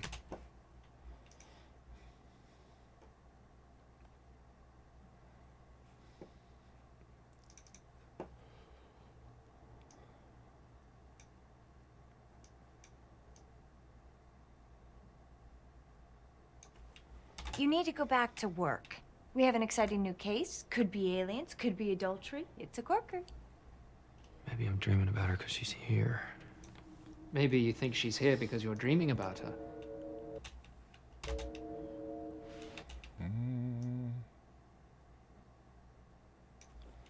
You said yourself you've been having dreams lately. Thank you, Jaco. I appreciate it. Definitely was sorting some podcast fodder out, I suppose. Relativity of normal. The incredulity from two people who live in a world with actual monsters, demons, and the like is cute. Angel finally reveals his recurring dreams to the team. Lindsay and Darla ponder what they're doing to Angel as she plays with scales of justice.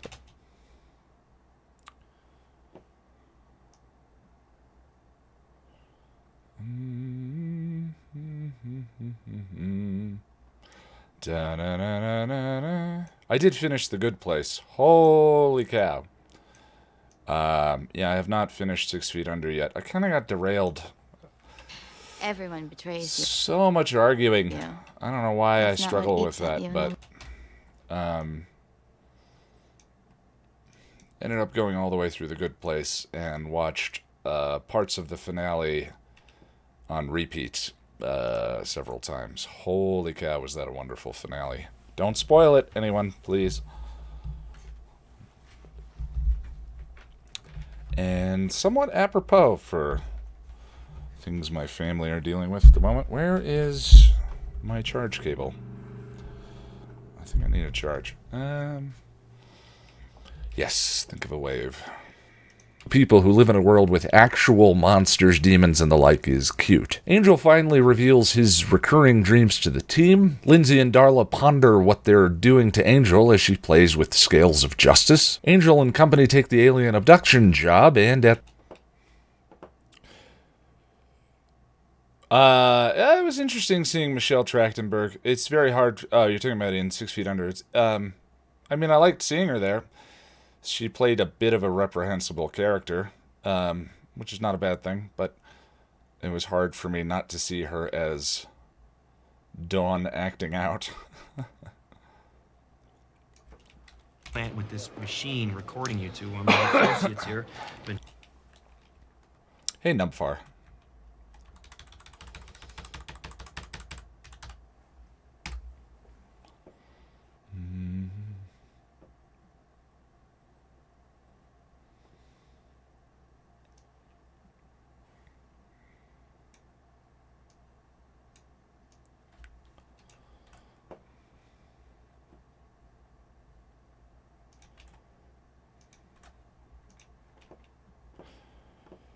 I like Dawn just fine, Russell. From two people who live in a world with actual monsters, demons, and the like is cute. Angel finally reveals his recurring dreams to the team. Lindsay and Darla ponder what they're doing to Angel as she plays with scales of justice. Angel and company take the alien abduction job, and at the hotel where it takes place, they run into Darla.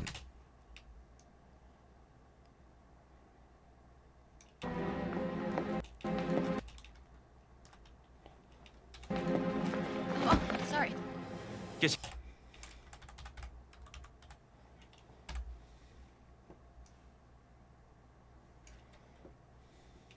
I will do your dance and say I like Connor. I don't hold anyone's tastes against them.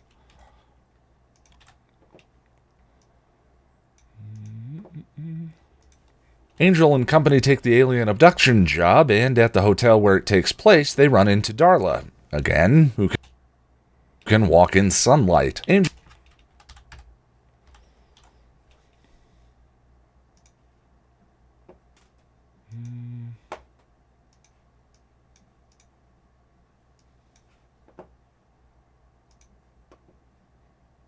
That's My Dog? I have not watched That's My Dog. I'm sorry. Not sure what you're referring to.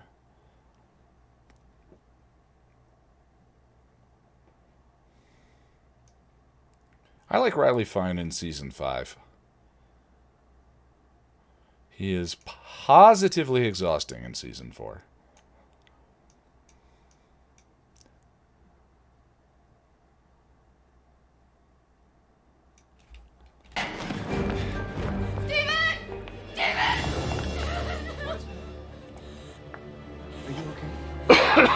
Excuse me.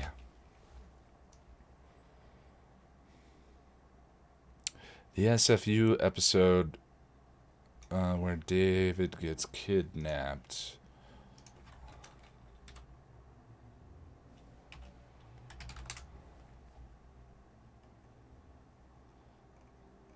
I'm blank. Oh, 6 Feet Under. Oh, God, that one was awful. So awful. I'm sorry, I don't remember the names of all the episodes. I've only been through it that one time. So, yeah, that episode was, I had a lot of trouble watching that episode because it was so brutal. Ugh. I mean, that was like a nightmare you have, like an irrational nightmare that you have about crime or whatever being played out in actual action. All the worst possible things. Just, yeah. Actually, that episode might have been part of the reason I got a little derailed. A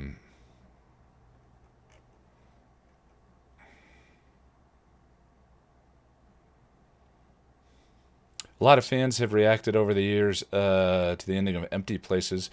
Do you think they were right to do what they did, or was Buffy out of line? I think it was a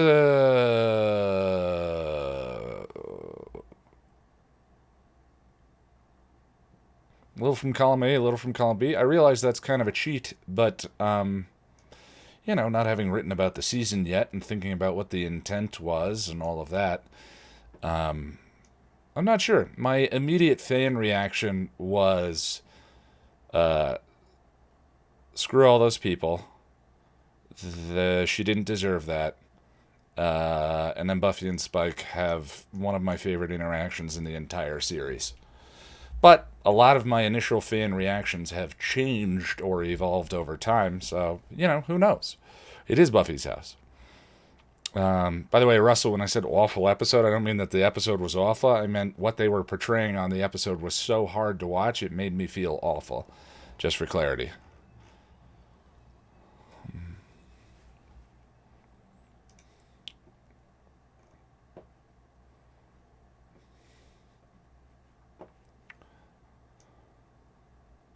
Angel ignores the team trying to preach caution.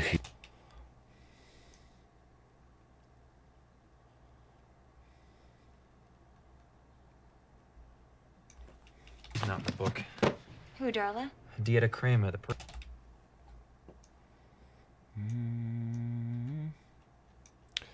Yeah, it's a tough show to watch, and I say that by virtue of my own biases when it comes to media and stories. You know, not everyone. Some things are more difficult for some people, and vice versa. You know, I realize that light Angel. I don't judge the show for things I find difficult to see on screen. Ignores the team trying to preach caution. He's now on a mission where he's willing to try anything. Save.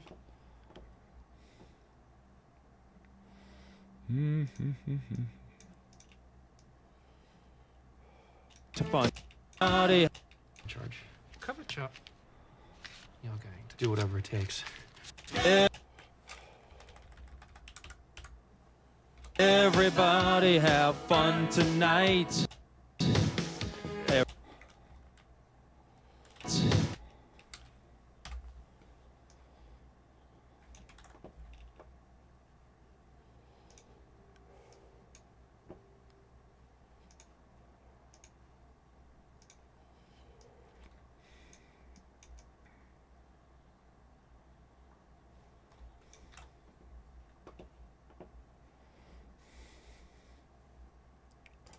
Everybody have fun tonight.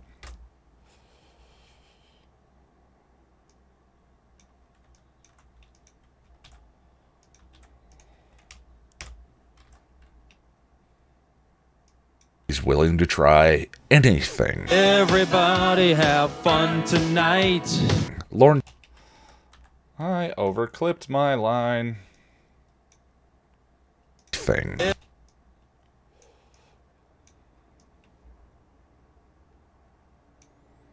Let's do that there. Try that there. Save.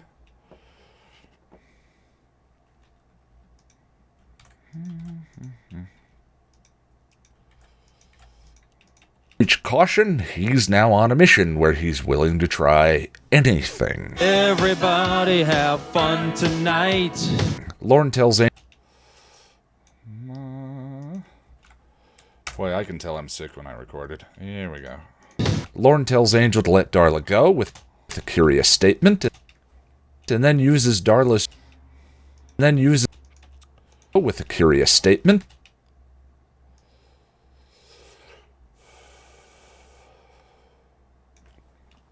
Tell me about Darla. Oh, give me a sec. You are sending out some... We get into the curious statement itself later in the video, so save. And then uses Darla's term of endearment for him while...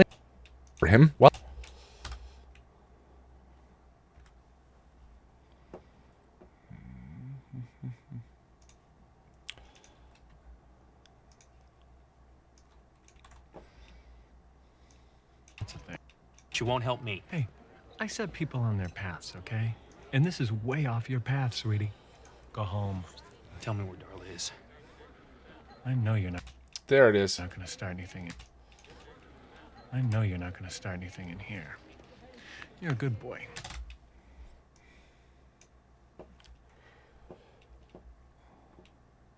Deal with Angel changing the subject is his constant retreat, his closing down grump attitude, dissing the people in his life. Yeah, I mean... I know you're not going to start. He is a... and I talk about that actually in this video, but he is what you might call a pretty dedicated introvert. Self-hating introvert. And, you know, maybe for some people that's not easy to relate to. My only issue is when it feels like it's arbitrarily extending the drama, or rather cheating the drama. But most of the time I think it's pretty in character. and on brand, we'll say.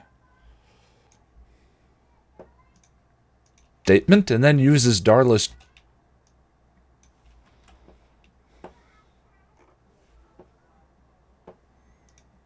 Darla go with a curious statement, and then uses Darla's term of endearment for him. I know you're not going to start anything in here. You're a good boy. While Angel investigates Darla at her cover home with... Man, we're moving through the summary at a decent little pace.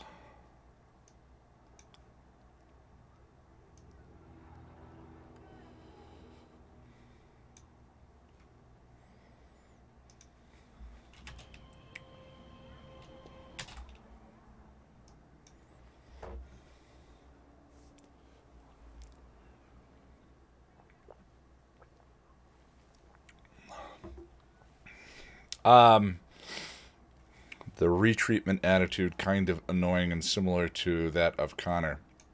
I think the big difference between Angel and Connor is Angel has moments of redemption, and Connor does not. So were that behavior 100% of the time, all the time, the way it kind of is with Connor, I would feel very similar. But it's not. You know, Angel generally, and by virtue of his relationships with other people, finds his way back to his connections and his relations and all of that. And in Epiphany, he finds his way back by himself. So, yeah, I don't think I wouldn't put those two anywhere in the same realm with each other. Endearment for him. I know you're not going to start anything in here. You're a good boy. While Angel investigates Darla at her cover home... Do I think Season 5 of Angel does a good job of redeeming Connor? No, I don't. With an actor husband and security detail? Because it's a cheat to me. Sorry,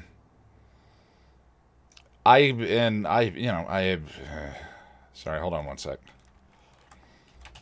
Was that too much?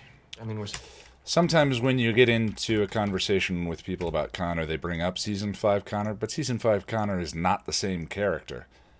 And even after Wesley restores everyone's memory, Season 5 Connor is not the same character that we had in Season 4. He has been magically and arbitrarily given the background and family history and love and relationships and all of that necessary to ground and balance him out. But we haven't been privy to that backstory. That means he's a different character than the one that we haven't seen him make that journey. So the fact that in Season 5 he's capable of relating to his father and there's having an emotional catharsis and resolving things, he wasn't in Season 4. He's that way by virtue of a spell, which to me feels like a cheat. So no, I don't think that redeems him. I like Season 5 Connor the best of all the Connors, but Season 2 of Angel, where he dumps everyone and fires everyone and goes off on his own and is sort of dour and whatever, makes his moment of redemption in Reprise and Epiphany feel earned, because that character is the one who has the realization, who has the insight, who has the understanding of his moment of despair. He's the character that hits bottom.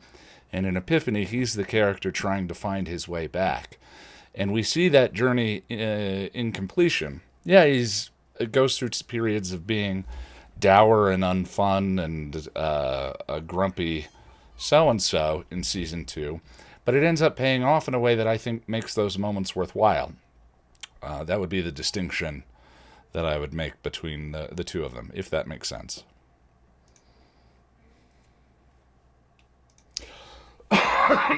Excuse me. You're a good boy. While Angel investigates Darla at her cover home with an actor husband and security detail, Cordy and Wes share a bit of Angel's backstory with Gunn. And save.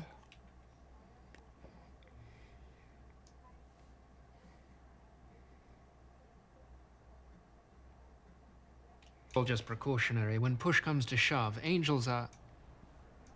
We trust him. I see. It's not like he turns evil every time he gets his cranky. He turns evil? Excuse me. I love his delivery on that line. He turns evil?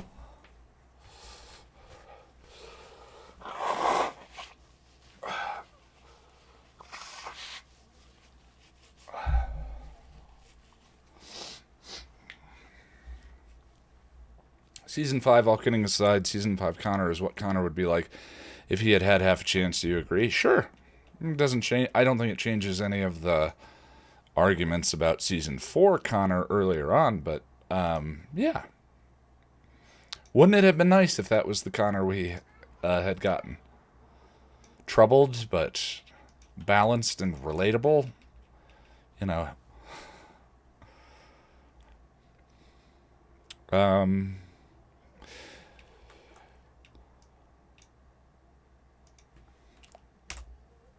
Remember to wash your hands. Yes, indeedy. I actually had a dream last night that my hands turned to dust.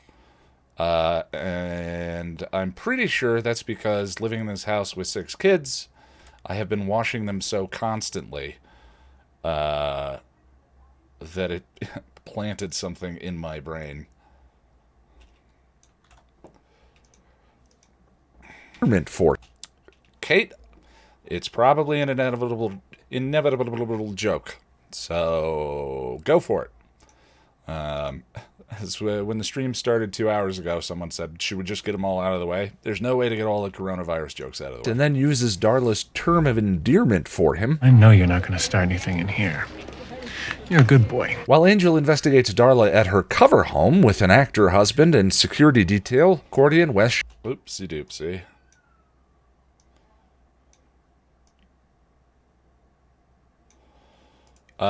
Beach Girl, you're correct. But it's probably still good advice, right?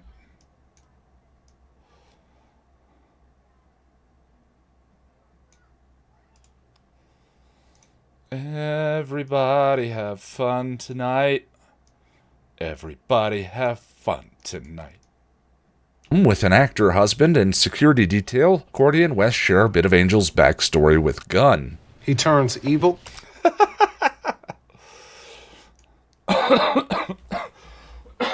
Excuse me.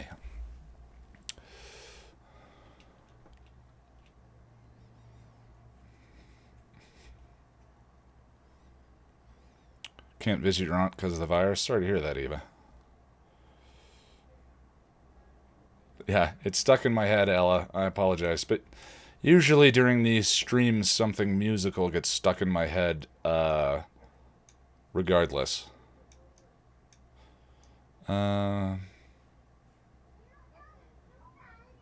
And save. And I feel like the kids are outside the window. He turns evil.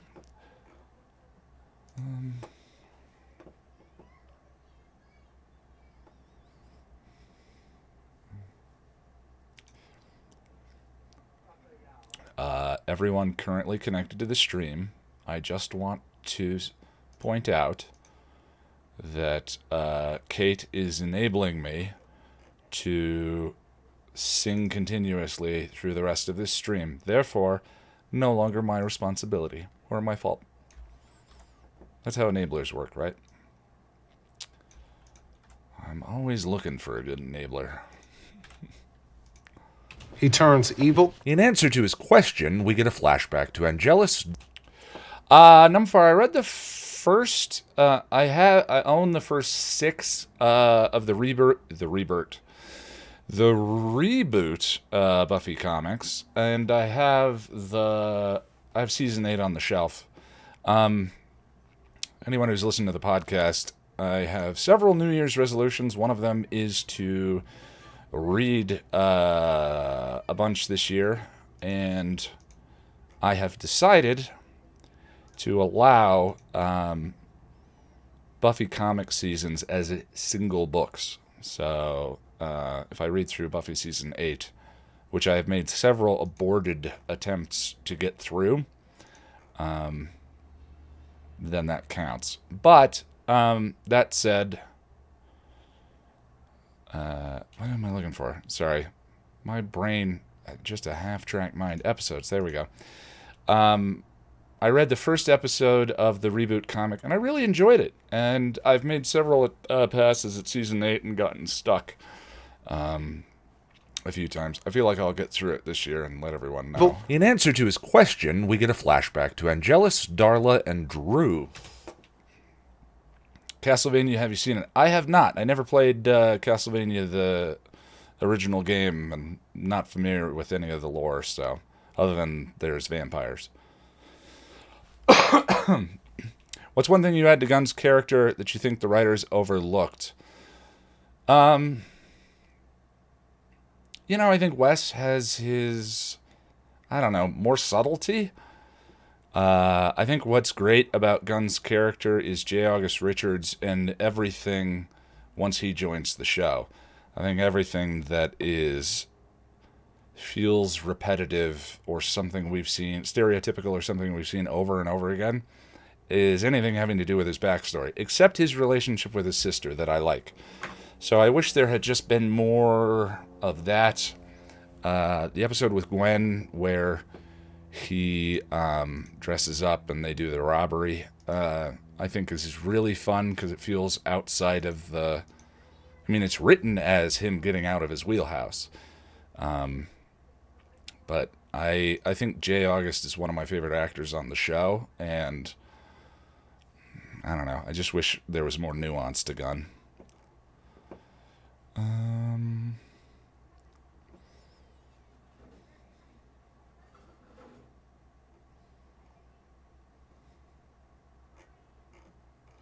Yeah, I mean, Justin, I've tried to talk a little bit about that. There are phases to... I think that... Well, I don't know. Yeah, it's a tough conversation to get into in a live stream where I'm sick and trying to edit. In answer to his question, we get a flashback to Angelus.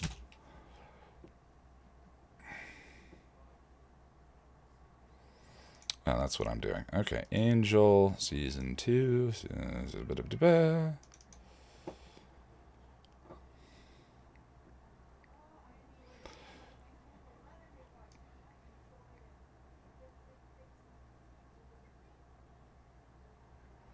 Love how Gunn evolves over the course of the show. I love his arc on the show, for sure.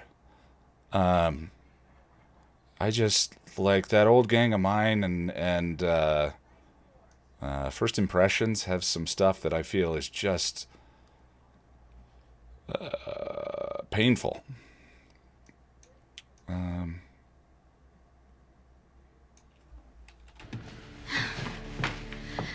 Quite a mess out there. Manpata. I forgot about Swimmy McDate Rapist. This one features the review of Hawkpire. Quite a mess. But thank you, Ella. Partly that phenomena is just a crutch for my not being able to remember or caring to remember characters' names anyway.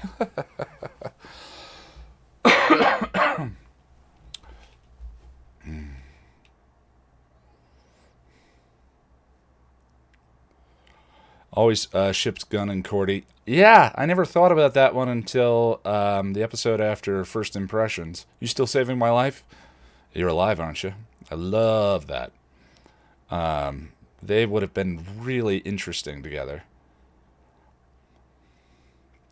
Old Gang of Mine is one of the hardest episodes to watch. Yeah. Fun.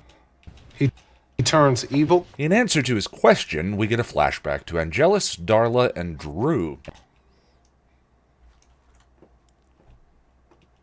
I love Gunn in Season 5, yeah. Angelus has killed everyone in Drusilla's family, and as they're about to...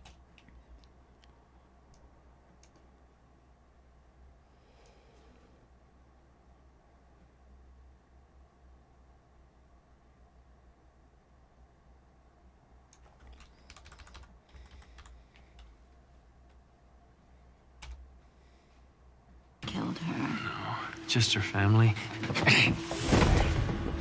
Eyes like arrows.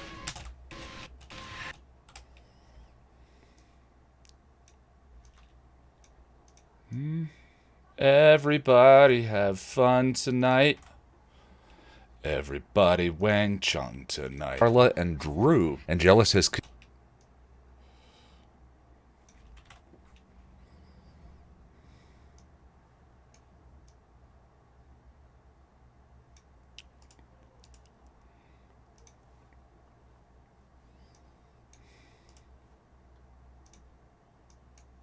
Angelus has killed everyone in Drusilla's family, and as they're about to bang-a-rang in front of her, Darla asks if he plans to kill her during the act or after.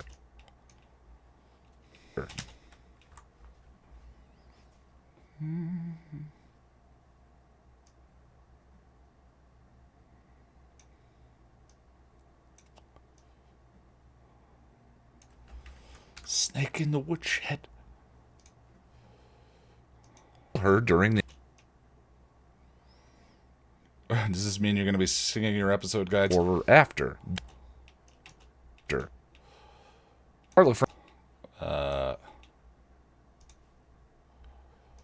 No. It feels like an inevitable part of the Boringest live streams, though. This one's special. I have big plans for her.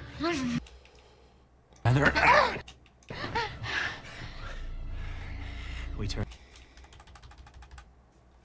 turn her into one of us. Since we already had that quote, just pop it in there. The pain is ended.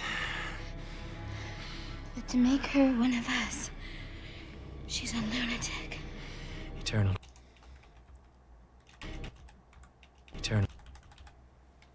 torment. If the Once More with Feeling guide isn't a musical, unsub. That seems reasonable.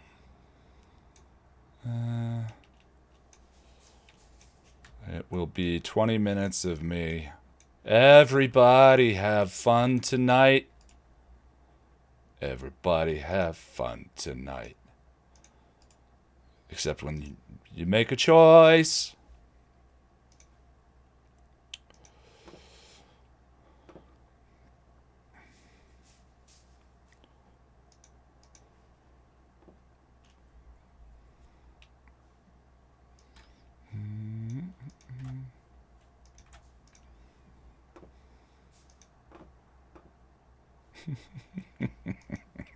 Kill her during the act or after. We turn her... Oh, come on. Stupid flash frames. That's because of the frame rate difference. What are these, 24? Yeah, 24 frames per second files. Therefore, my endpoint is not dead on, ever. Unlink. Oh, undo. Except that the sequences should be 24 also. We turn her into... We turn her into one of us. Eternal torment. We turn her into one of us. Eternal torment. You, me, and my lucky charms. Eternal torment. Darla frames Angel for murder. What song would you sing so Lauren could read you? Oh, that's a good question. I mean, so to me, what that gets back to is Darla frames Angel for murder and assault and stuff. What is your go-to karaoke song? Because really, would it be a different song than... it would be your... Would you sing something that you're not good at singing? And my go-to karaoke song is No Diggity. So I'd probably sing No Diggity for Lauren to read me. If I wanted to sing something pretty, maybe something from the Little Mermaid soundtrack. But, you know. Murder and assault and stuff.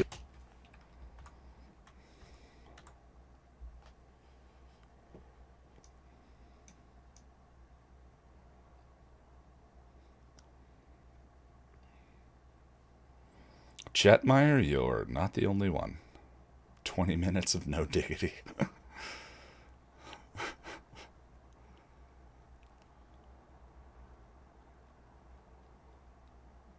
I used a reaction GIF of Donna from Parks and Recreation, and was told that it's problematic to do that.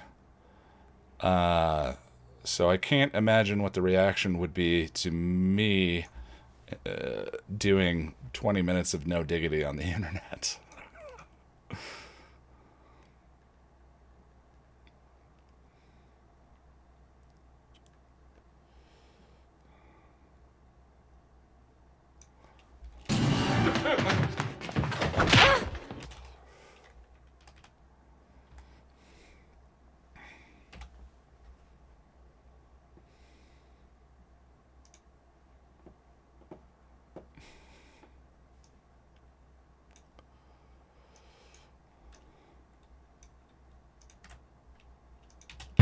Darla frames Angel for murder and assault and stuff. Angel breaks in because the house isn't actually theirs. There we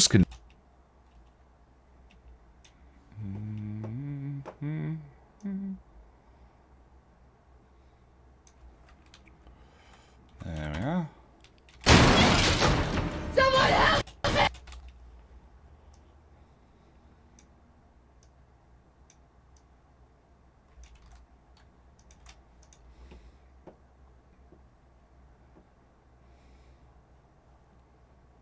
Have you heard of Grandma's hands that Ace of Cups made? It does not ring a bell. Thornton stuff. Angel breaks in because the house isn't actually theirs, conveniently reinforcing Kate's perspective, even though Angel entered the house without an invite. Yes, they refer to that later.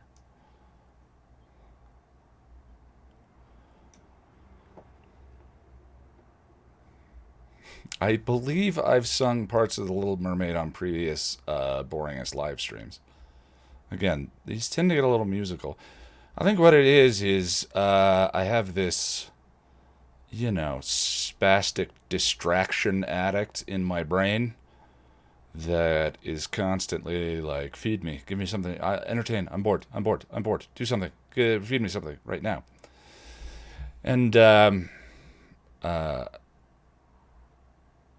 you know, one of the ways, you have to occupy that brain center with something shiny in order, I mean, editing is slow, boring, brush stroke by brush stroke by brush stroke. And so, I think that's why I end up singing and humming stuff, is just to occupy that part of my brain that's always hungry for, feed me something. Distract me, please. Right? What about now? What about now? What about now? Also, that's partially why I think these streams are effective for me as a work aid, is because getting to talk to you guys while I do stuff frames Angel for helps feed that distraction addict. Murder and assault and stuff. Angel breaks in because the house isn't actually theirs, conveniently reinforcing Kate's perspective, even though Angel entered the house without an invite. Angel... Back.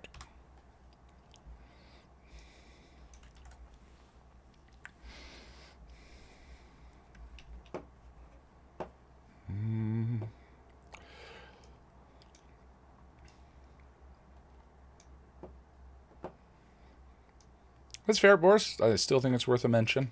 Angel grabs Dieta Darla and brings her to the side of the... And save. The Ace of Cups version is like a mix of Grandma's hands and No Diggity. I'll take a look. Yes, I actually have the Ed Sheeran thrift shop mashup. I think it's awesome. I love covers like that, where they significantly reinvent the even the genre. The folk cover of No Diggity, to some degree.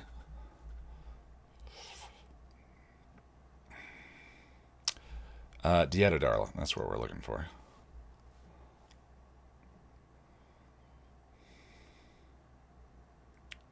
It's gonna sound crazy, but there's something wrong with his face. And he was biting. It is not crazy. And I want you to know I will find him and he will pay for what he did. Thank you, Detective. I want you to get in touch with security at the Franklin Hotel, see if they have any tapes on the incident with Mrs. Kramer there today. I want you to make sure that this coroner...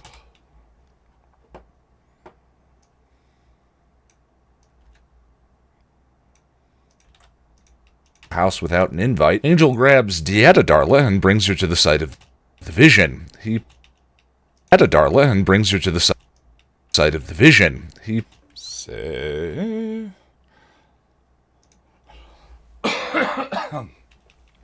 Thanks to the kids that I live with, I can do a little bit of Baby Shark.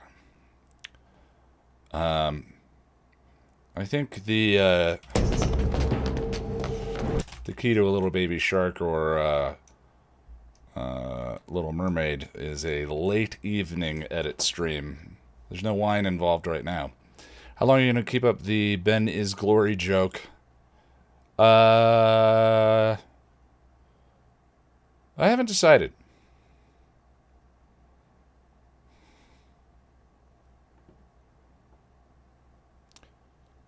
Ben is in more episodes than Glory. Yeah. Angel entered the house without an invite. Angel grabs Dieta Darla and brings her to the site of the vision. He puts on a good evil show. I was reminded of the site of the vision.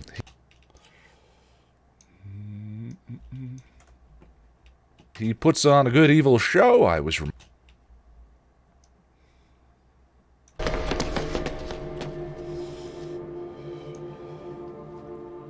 feel what this place was like before they excavated it? It's a convent. You remember how much I like convents. He's speaking in the first person. Come on, Darla. You and I were too old to play games.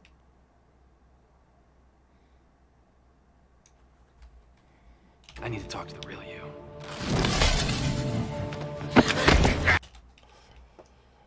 Don't know about that morph.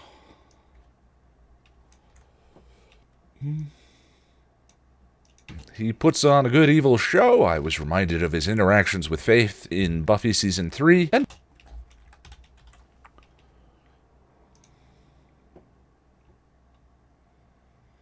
why do you think Angel couldn't tell that Darla came back human?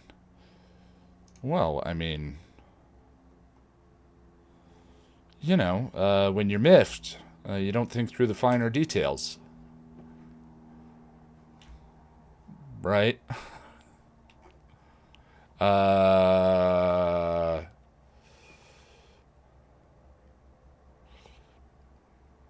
Also, I mean, I'm just, I'm kidding about that, of course. But,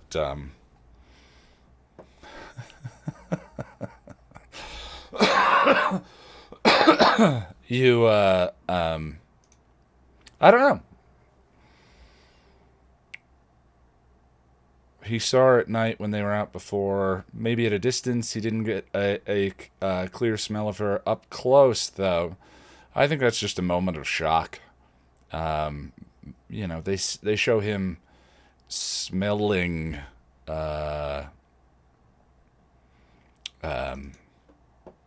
Wesley in the episode and giving him a whole bunch of backstory. But, sorry, hold on one sec. Well, can't dwell on the past, especially with it. Giving him a whole bunch of backstory about who Wes was with the night before, but it seemed like a power that he actually had to engage and lean into and use and think about for a minute. You know, I think if he saw Darla, he would just assume that's Darla. But there's no reason to assume that she came back in another form. Just, you know, that would be how I would parse that out. Actually, there's conveniently reinforcing Kate's perspective, even though Angel entered the house without an invite. Angel grabs Dieta Darla and brings her to the site of the vision. He puts on a good evil show. I was reminded of his interactions with Faith in Buffy Season 3. I think we need to go more. Can't save Faith and show Buffy.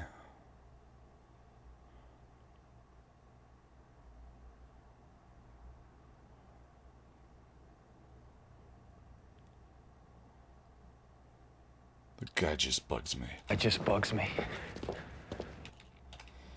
Man, look at how authoritatively they are walking.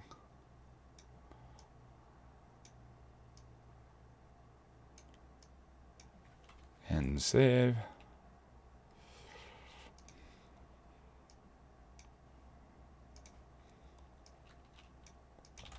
Evil show, I was reminded of his interactions with Faith in Buffy Season 3, and Darla finally drops the act. There's my boy.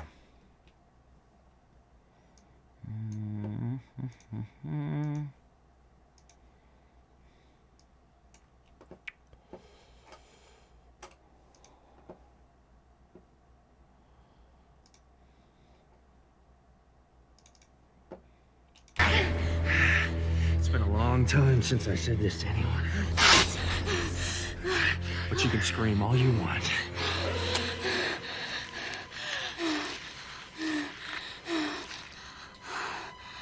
Oh, I'm not gonna scream.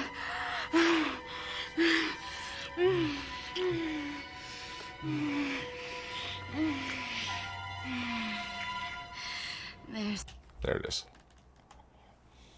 There's my boy.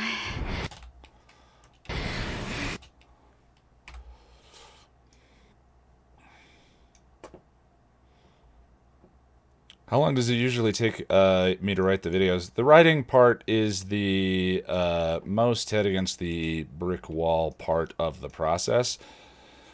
Actual sitting here writing is not, but, you know, the turning the episode over in my head over and over and over and over and over again before I actually sit down and start doing it. It's the act. There's my... Also, momentum and inertia are big things that I am learning to deal with and account for. And we're all different when it comes to those kinds of things. So, it depends on the video. I've written scripts that took 50 hours. These days, an average episode guide takes... of actual concentrated writing time sitting there and working on it, 20, maybe 30. I suppose if we count from the live tweet session to final edit. Buffy Season 3, and Darla finally drops the act. There's my boy. Gun jogs Kate's memory. Of course, some of them, I mean, they vary wildly. This one had some research involved.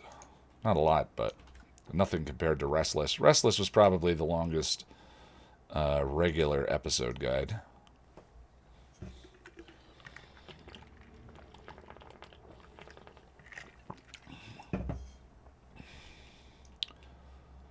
He's lost it. He stalked that woman because he thought she was this Darla from his past.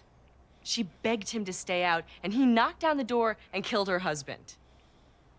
I've read about him too. I know what he is, and I know he hasn't changed. No, he hasn't. He's still a vampire. Gun, not helping. So how you getting...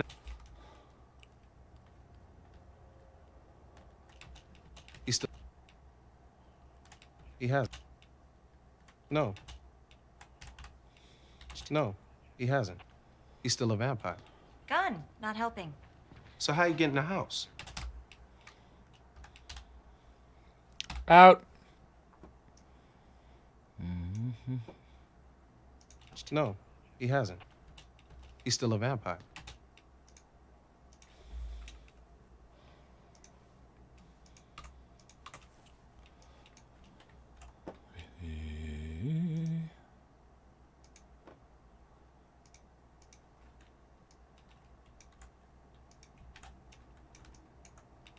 Marie. No, he hasn't. He's still a vampire. So how you get in the house? She invited him in? Of course she didn't. We're gonna use that. We have to use that. She invited him in? Of course she didn't. Ah, there it is.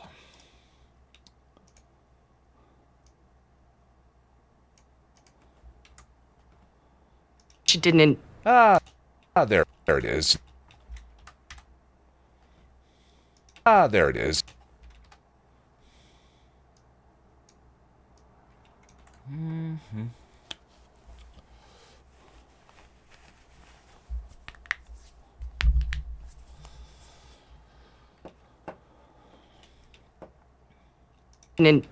There it is. Nice little reveal, but it also has the, I'm assuming, unintended effect.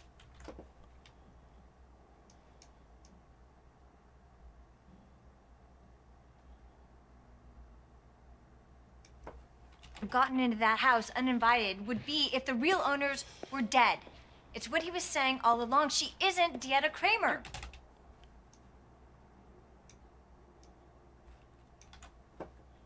Kate can be a very frustrating character. Yes, indeedy.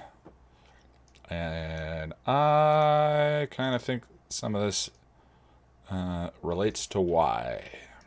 There it is. Nice little reveal, but it also has the, I'm assuming, unintended effect of making Kate look a little thick. After all, her dad died because of this mechanic.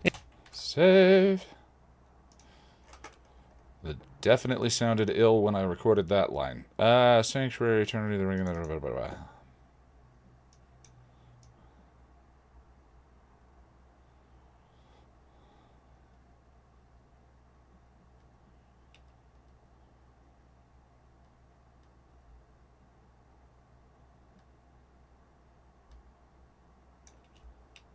I mean, not technically because of. This was one of the many reasons her dad died. But, you know.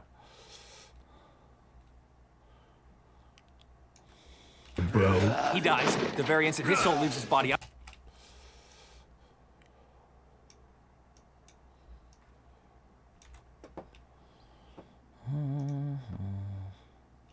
A little thick. After all, her dad died because of this mechanic. Angel points out to Darla that she has a soul now, and sooner or later it's going to start eating at her for what she did. Save.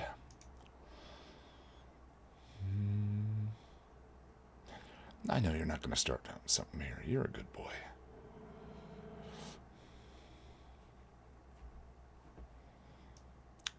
This part got a little clunky. I hope we can find a way through the edits. Let's take a look, shall we?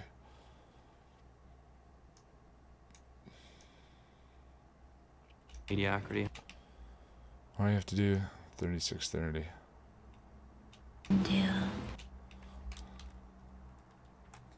Can do. Everything we can do. Yeah. What the bitch is. You have a soul now. Pretty soon. Those. You can escape. You can escape it all. Remember what it's like to get lost, huh? Every thought a million miles away. Every part of your being alive. All you have to do. All you have to do is let me give you one little moment of happiness.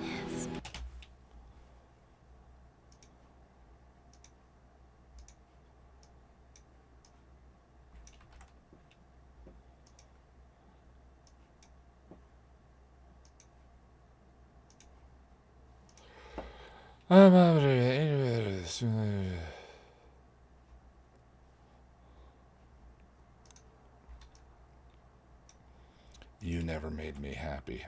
That scene between the two of them is marvelous. Mechanic. Angel points out to Darla that she has a soul now, and sooner or later it's going to start eating at her for what she did. Oh, undo. Tells Angel that if they just have sex, he can be free from all the ambiguity. She says that. Gotta sneeze.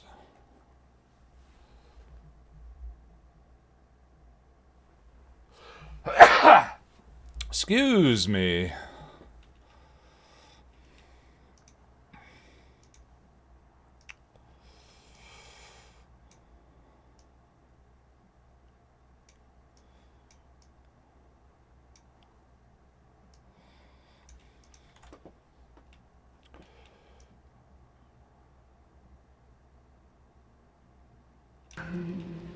What the bitch is. You have a soul now.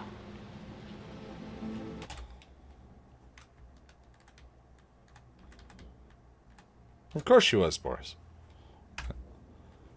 Thank you, Miss Artivisual.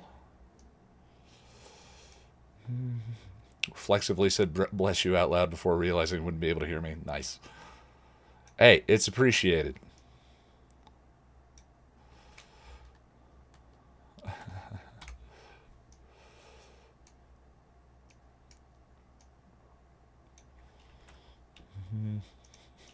Because of this mechanic. I talk back to YouTubers all the time.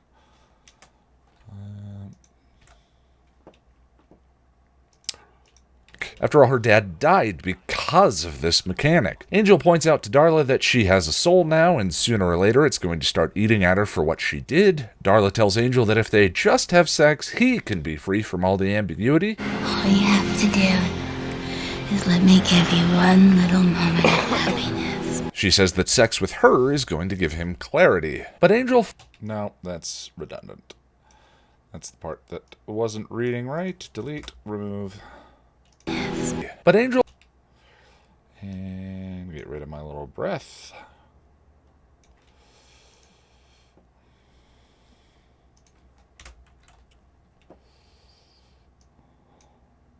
But Angel finally suggests conclusively that it wasn't merely the sex with Buffy that had induced his previous moment of perfect happiness. This is still something people ask me at cons. And I think... maybe they didn't watch Angel? You have a soul now.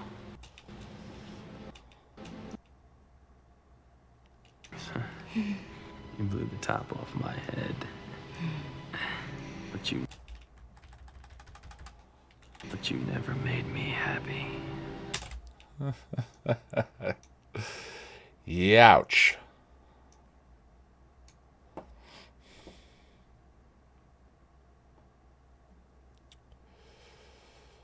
I think it's Epiphany where it's proven absolutely, but I mean that line right there to me says he knows the curse is more than just sex.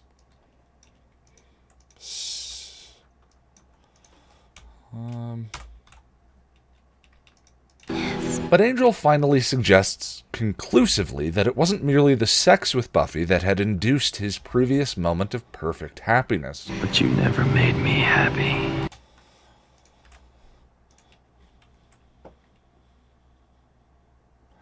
Darla's suggesting if they sleep together, he'll lose his soul. And he says, you don't make me happy. Which is why sex with Darla probably won't bring about Angelus either. That's all I'm going for.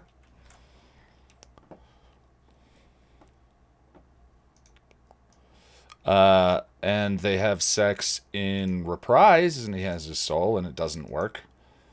So...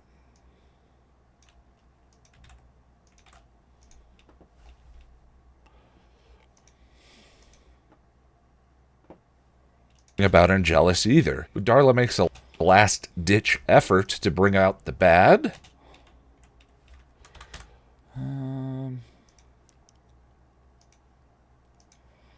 But that's what that line means. You never made me happy. Well, once he can know for sure. Sure. Suggests conclusively. And then evidence of it exists in Reprise. We're all saying the same thing. But that cheer...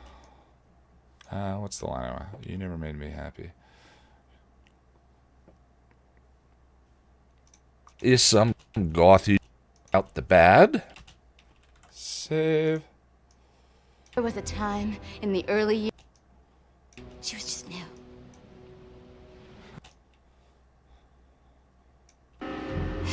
I love that line. You damned me. Nobody could keep up with you. Not.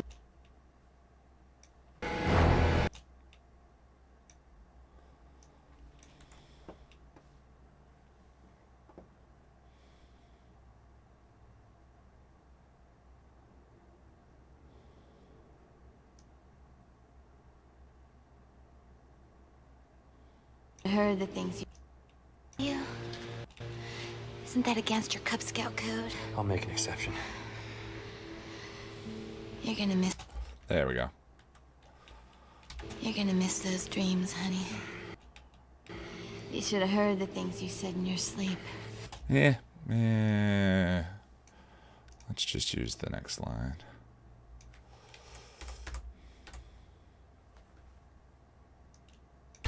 See?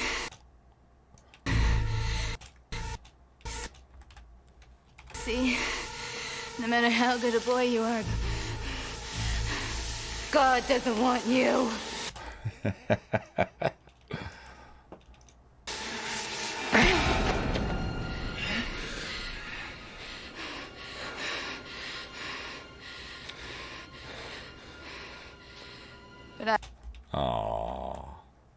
But I still do.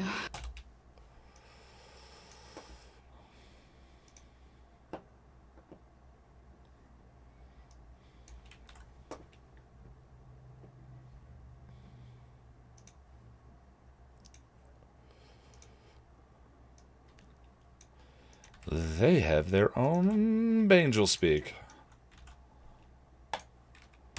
See?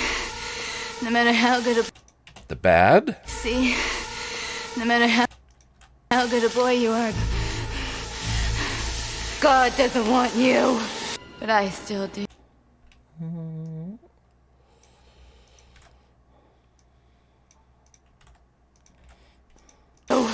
But I still do. That is some gothy, dramatic vampire cheese sauce there, and I absolutely love it. Love it.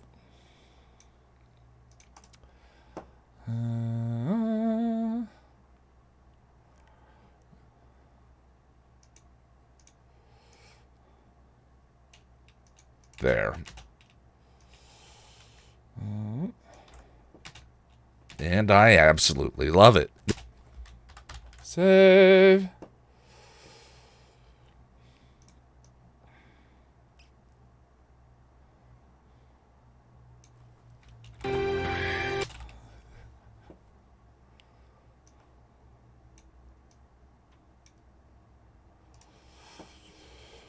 Okay, and frame hold. And I absolutely love it. This scene between the two of them is dripping with chemistry, and the melodrama is delightful. Save.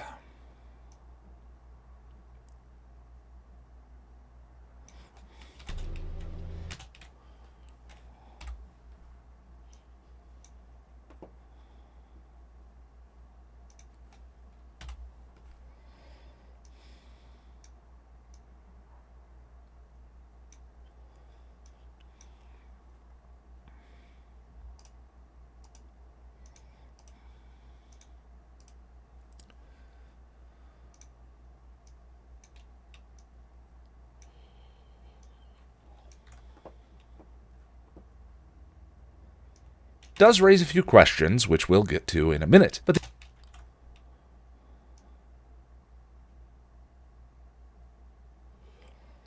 is that against your Cub Scout code?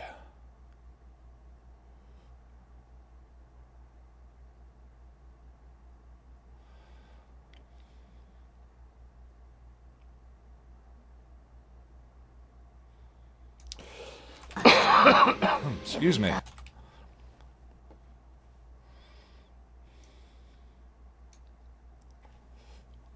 Mark.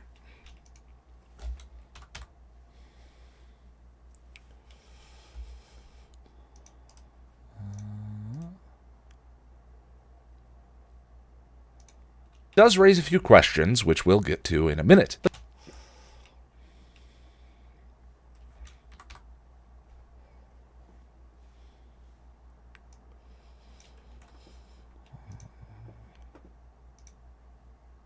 does raise a few questions, which we'll get to in a minute. But the episode ends with Angel embracing some of the upcoming chaos. There's going to be a lot of trouble, and I say bring it on.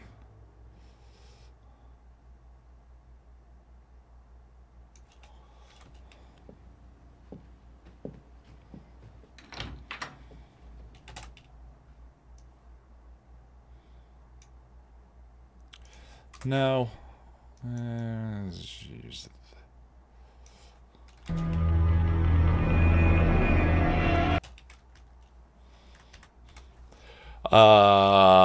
are my thoughts on Darla now versus season 1 Buffy Darla? I wish they'd known who she was going to turn into. Because the way she says Angel after Angel stakes her in that episode is touching.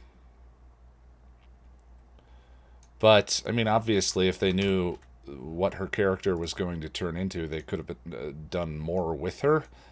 As opposed to Darley Quinn, that I'm not a huge fan of. And it's weird how significant a factor Darla actually is in kind of what Buffy is. She's, the first character that we see in the entire show. So yeah, I just wish, but, they couldn't have had all the seasons of both shows planned out, but it would have been cool to see a little bit more of the kind of elegant, refined Darla that we see in the flashbacks in that season. If Darla hadn't sacrificed herself giving birth to Connor, how do you think she would have fit in with Angel Investigations and the show in general? Or do you think her end was appropriate for her? That would have been interesting, but you remove a lot of... from a storytelling perspective, I wonder if you remove a lot of romantic opportunities for Angel's character to grow in different directions if you have her on the show, because there's just so much history between the two of them. I think Fred's just in general a more interesting... I'd be interested in Darla's stories, but as an addition to the regular cast, I prefer Fred Slash. Finally managed to join your Patreon. Oh, thank you. Loved your content ever since coming across it. Happy to contribute financially, even in small ways. I appreciate it. Thank you so much.